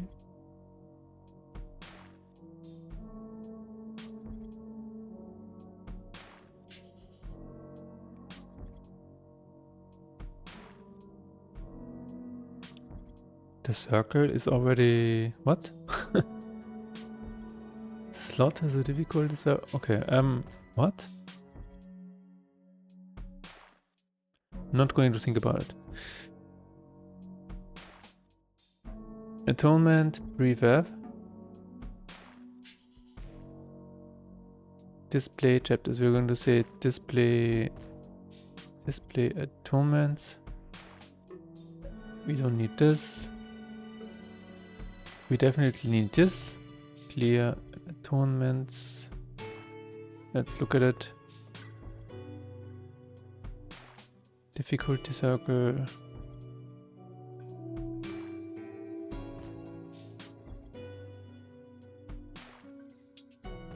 And atonement's clear. Alright. We probably don't need this, so I'm going to remove it. X and Y is definitely needed. We're going to need float X and float Y. Not sure yet what the values are going to be. Chapter count.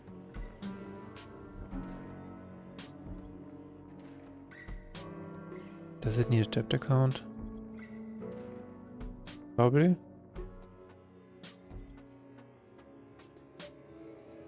And total atonements is card game manager. Get difficulties. This is a list of string. Okay.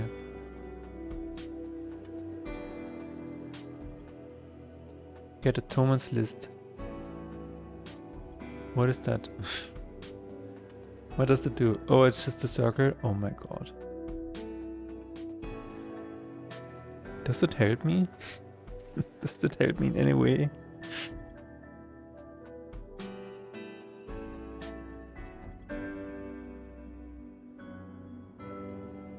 How does the run creator create this?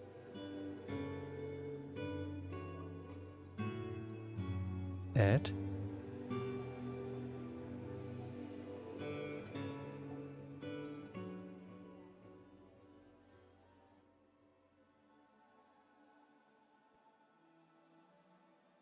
It goes through the difficulties in game state. Aha.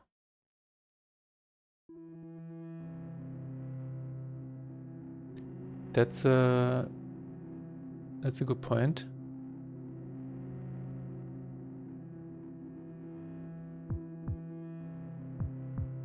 So I'm going to do this. Hang on a second.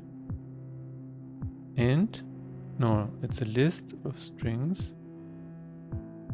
And then difficulties. Okay.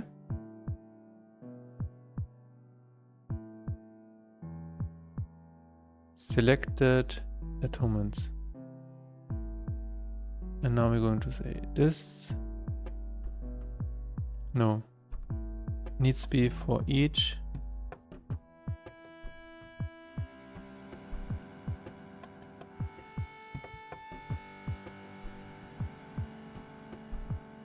And then we're going to create it. Add the current transform, that sounds fine. Difficulty circle.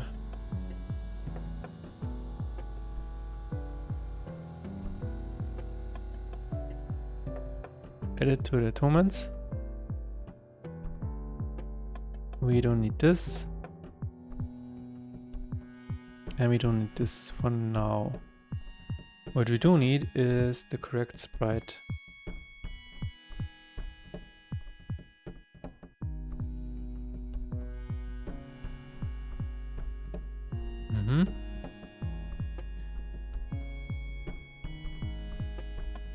Okay, this is going to be ugly. Card game manager, run creator, difficulty circles, sprites. Add. This is not. Okay, now we have to figure out the current number.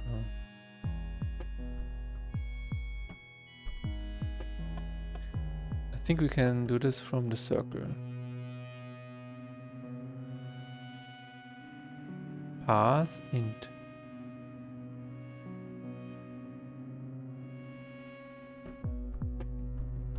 This should be it actually.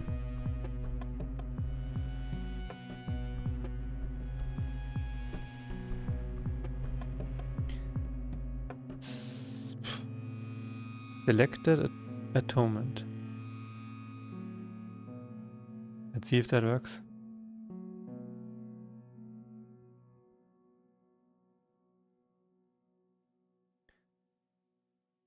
And then minus equals 0.5f, x is the same. All right. Wow, if that works, I would be very surprised. Display atonements and display chapters. Display chapters.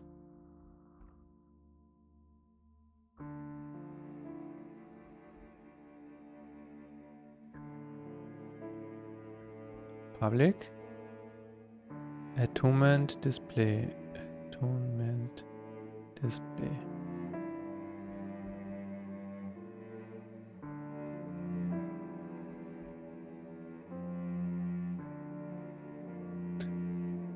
Ooh, and now we need to assign the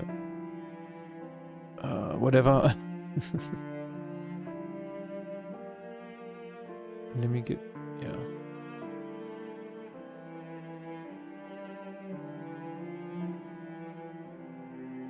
Okay, card game manager. Let's assign the correct display. Where is it?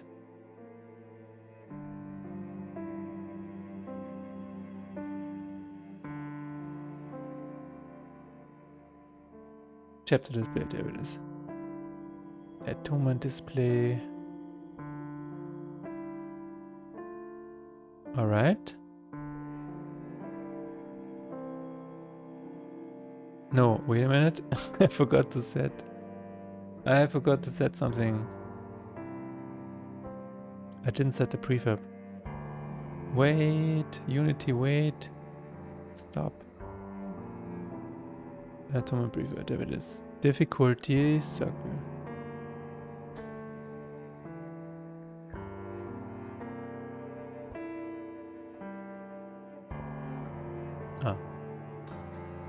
Card game manager also needs to be set correctly, and there it is. This should be it. And if this works, I will celebrate.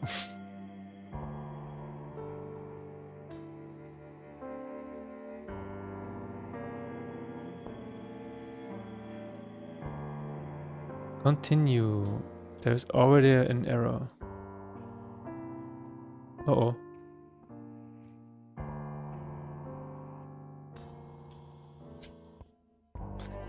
Let's try it again.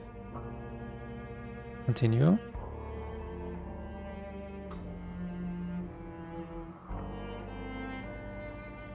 Object reference not set on instance. Okay.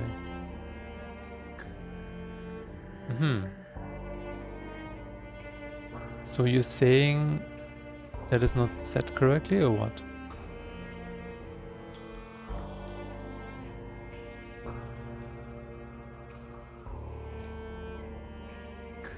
Start run initialization. Init game state. Init run statistics.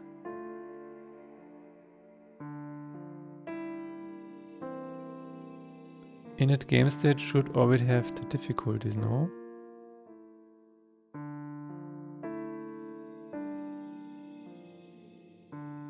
Yeah, difficulties.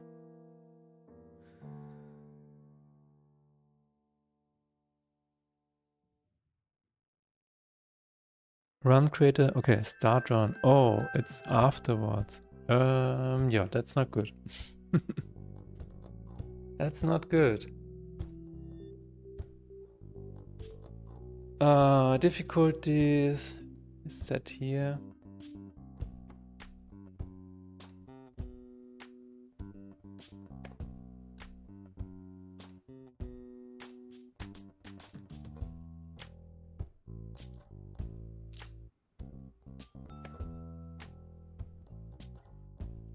Alright, so it just needs to happen afterwards. That's fine.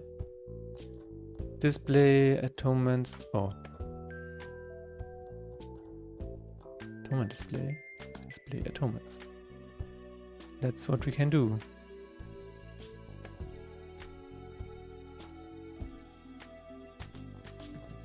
It's not good to have it in here anyway, so yeah. Thanks, Unity. Will it work?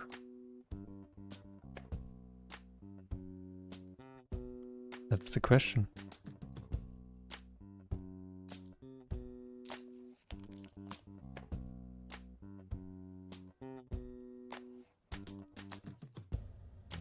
Okay, it did something. Chapter display, atonement, no, it did nothing. Wait a minute. I don't know, I have 3 atonements. It should have done something. Okay. Display atonements. Where is it? Debug log. Selected atonements. Not count.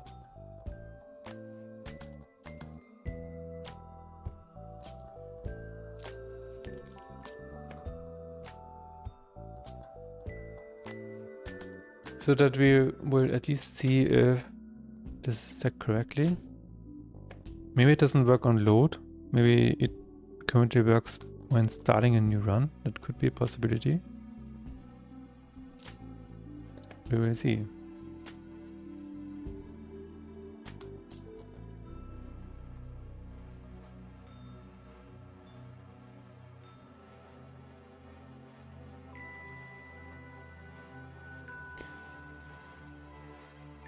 Reloading bosses, alright.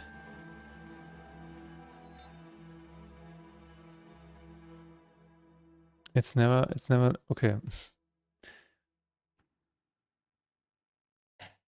Display. Oh, it's never, okay, interesting. Start. Let's start a new one and try again. Oh yeah.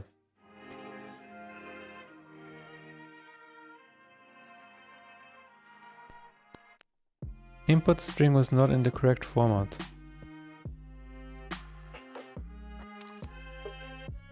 Alright.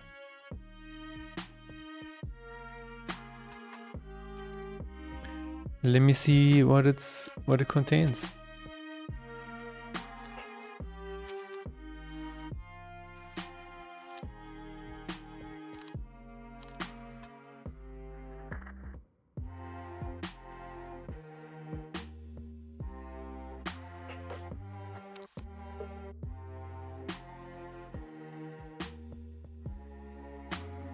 Why does it not work when loading a save? That's interesting. Circle 2. Yeah, then just pass it. Just pass the number. It's not that difficult. Do I need the work to do the work for you? All right. There we go.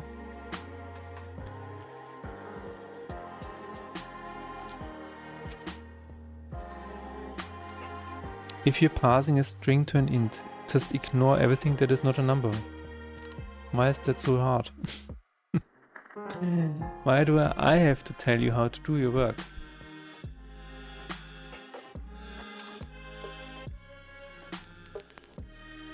Does the word circle look like an integer? No.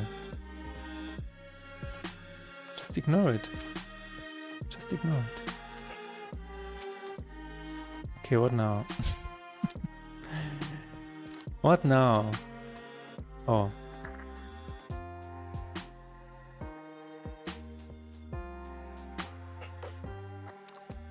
Fair enough.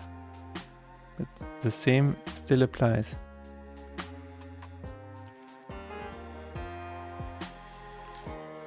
I guess it's not as easy as in JavaScript, where you can put in the entire word into parseInt and it will just generate a number for you.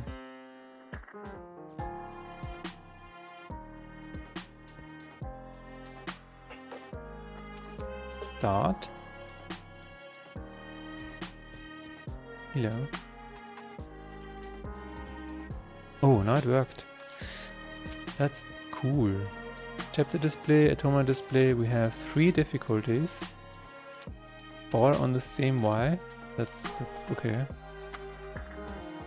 We're going to display it here.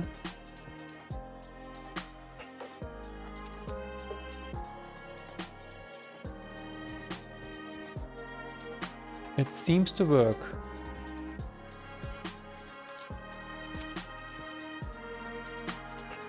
Everything on 0, please.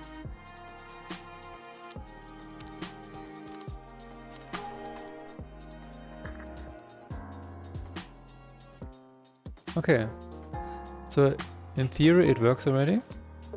That's good. It just needs to be positioned correctly and about 6.5. 0. Oh.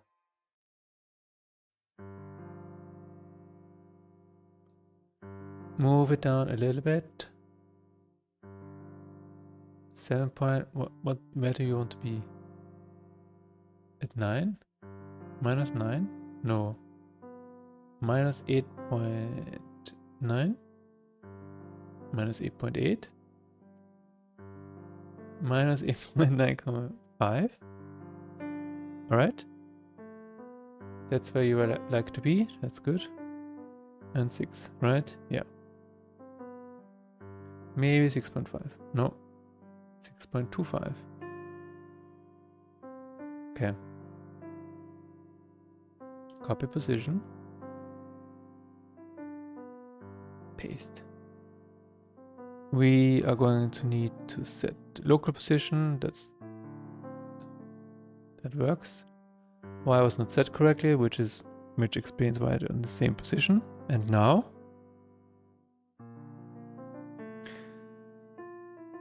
now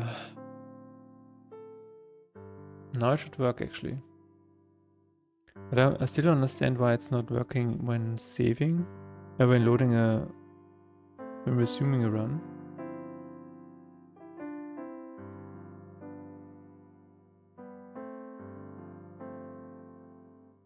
Let's see. Display chapter is only used once.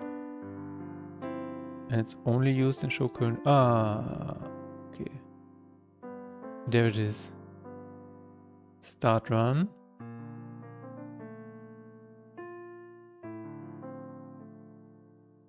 Start run and is okay.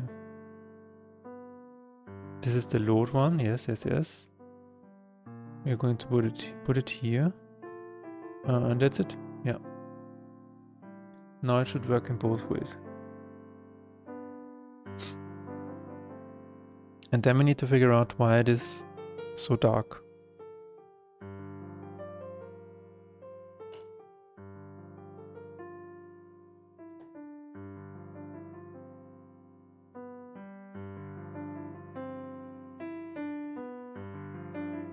What did we get? Oh, I already have that. Thanks.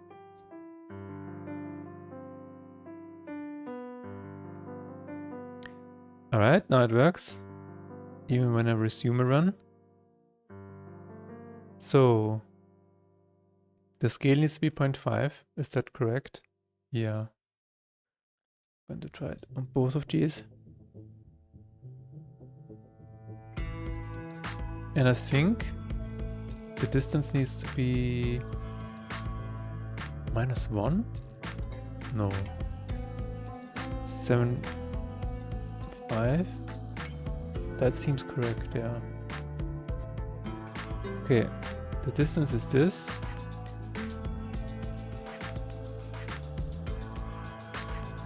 And the scale set, no, game object, local scale, no, what? Transform local scale, so is new vector 3. We're going to say 0.5, 0.5.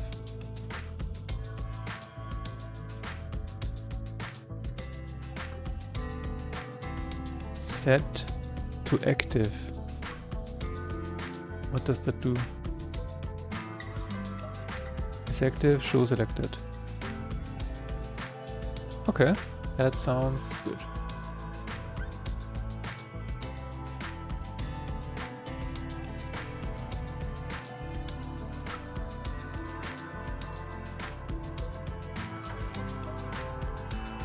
Show discard. Maybe that's what I need to do. That's what I need to do. Yeah.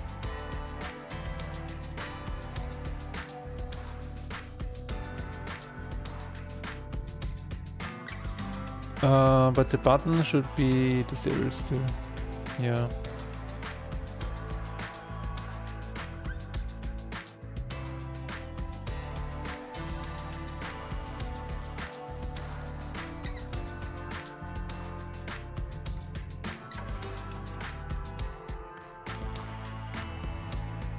False and false.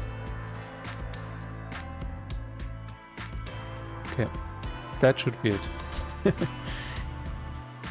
Another question is, what happens if you move your mouse over them?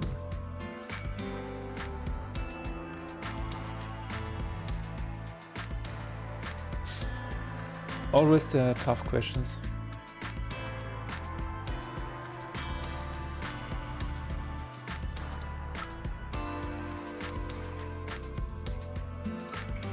Maybe the button still needs to be active.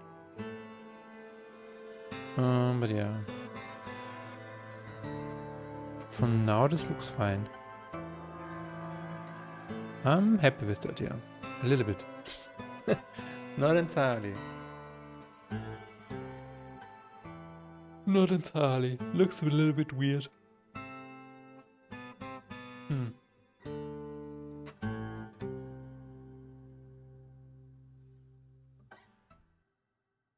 But at least you can see the atonements. Start with a blessing. Start with a curse.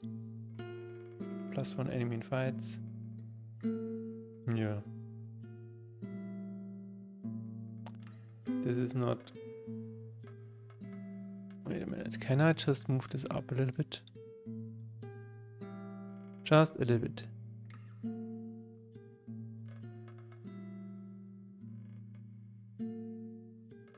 What is the secret number here?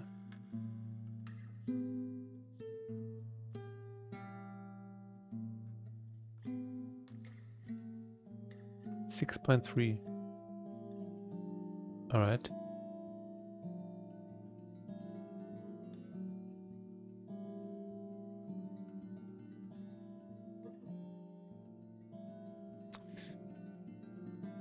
Let's see what happens if, I mean, there's a lot I need to check.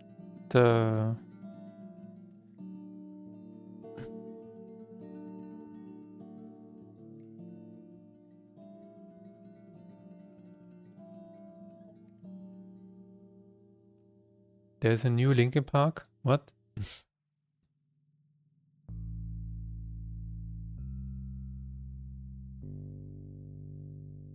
238.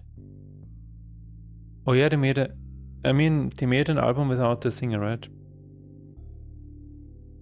But did they make another new one?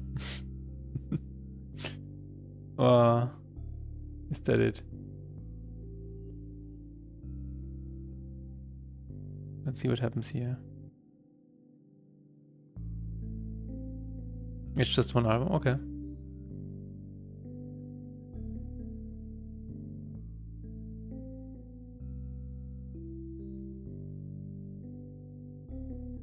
Yeah, I probably need to check it out at some point. I think I only heard one song. You prefer Head and Chester? That's crazy.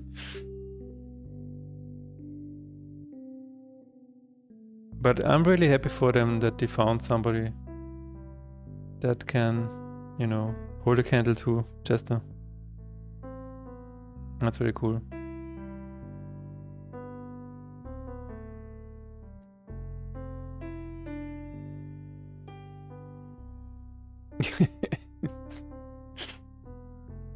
That's a bonus, yeah. Indeed, I would agree at this point.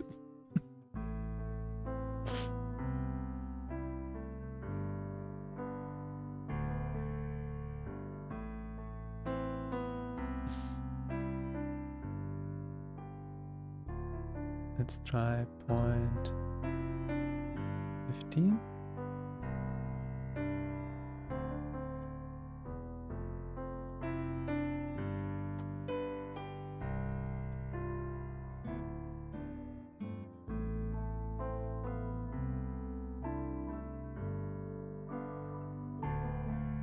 Okay, yeah. That's better.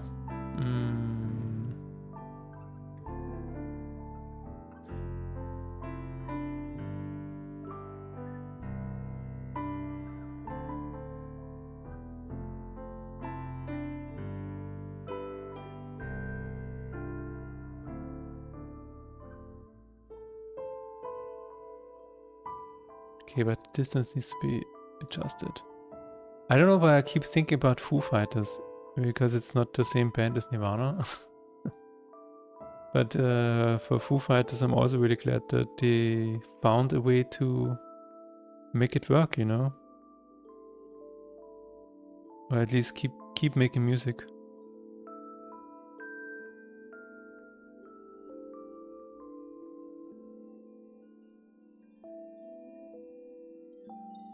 Alright, let's try that.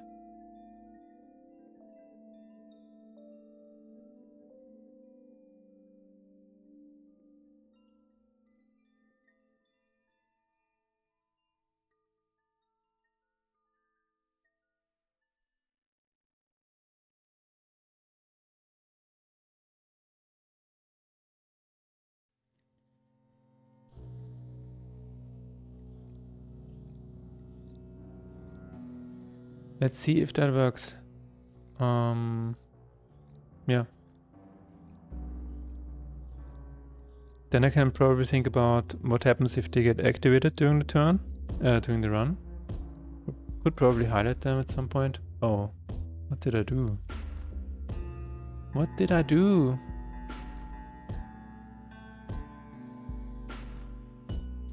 It's -6.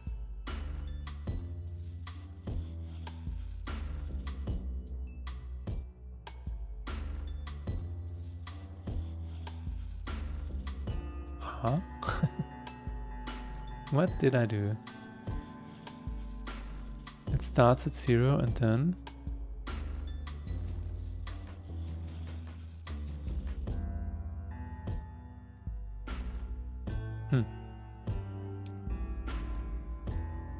One more try.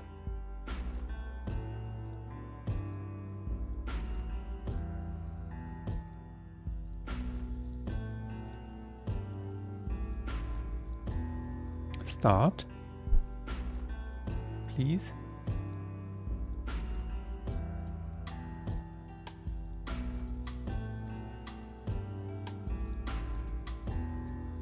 Unity, are you okay? Copy. Okay, yeah, that's okay, yeah. I don't like how the symbols look. Not too happy about that. So I might fix that.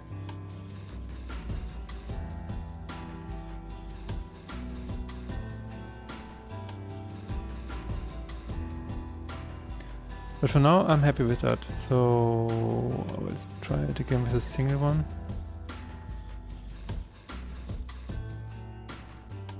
Yeah, that's okay. Alright. The atonements are shown. That's good. It can only be improved from here on out, but for for the basic display of the atonements, it's enough, I think.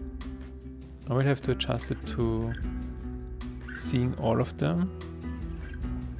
Like for example, if I click all of them right here, it's probably going to be a lot of a big mess. Let's put it that way. Yeah. I will have to think about fixing that or kind of limiting the amount of atonements that you can choose. Maybe 10 or something like that. But yeah. Otherwise, I think this was a very productive day today. I would like to thank everybody for joining me today on this journey. And I will see you again on Friday. We're going to raid. We are going to raid Megatron today. Yeah, that looks like she is online. All right. Have a nice day, everybody. And again, see you on Friday.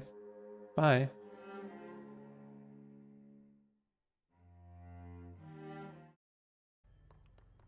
Where am I going? I lost track of where I need to go. Bring on the mariachi! Oh man. Yo! Mudda Sheep, welcome in. Thank you for the raid. What's up, dude? Thank you, Mudda Sheep, for raiding with your 5 users. Jesus Christ, I am so sorry my bot is breaking. She's not supposed to sound like that normally. I broke her by accident yesterday. Welcome in, Mudda. What's up, dude? What were you working on today? Thank you again for the raid, man. How's your stream? Sorry, welcome in. It is not normally so glitchy. I was messing with her her voice model yesterday. And it seems like I should maybe not have done that. Sorry. So hi, if you don't know me, my name is Mags. I'm normally an Unreal Engine developer working on my Tron grid, my Twitch my commands, this, here, that. But also working on my project Home. It's in a game I'm working on. But today, so Wednesdays are my game days. I take inspiration and I play a game. I just take a day to kind of relax and just take a breath, you know, step away from the game dev stuff, turn my game dev part of my brain off, and just play a game, have fun, spread chaos, say stupid shit, do dumb stuff, and make people laugh. Hopefully all of the above, and not necessarily in that order. Working on my deck builder, just regular housekeeping stuff, fixing things that came up in playtest. Makes sense. Fair enough. Well, I hope that went smoothly for you, dude. Welcome in. All of the above. Yes. And not necessarily in that order, but preferable. I don't know. Got killed by a sentient poop a minute ago? Yeah. How you enjoying Control? It is inspiring me a great deal. It is an amazingly, like, it's such a cool game. There's a lot of aspects of this game that are really cool. This game came out 2019, and it blows my mind how many of, like, things this game has that are in, like, all the games now. And, like, some stuff that is, like, not done now that I wish was done more. Like, this game is really immersive, and it's inspiring me for things that I kind of might maybe want to, you know, I mean, scope creep aside, you know, like, there's a lot that this game does that just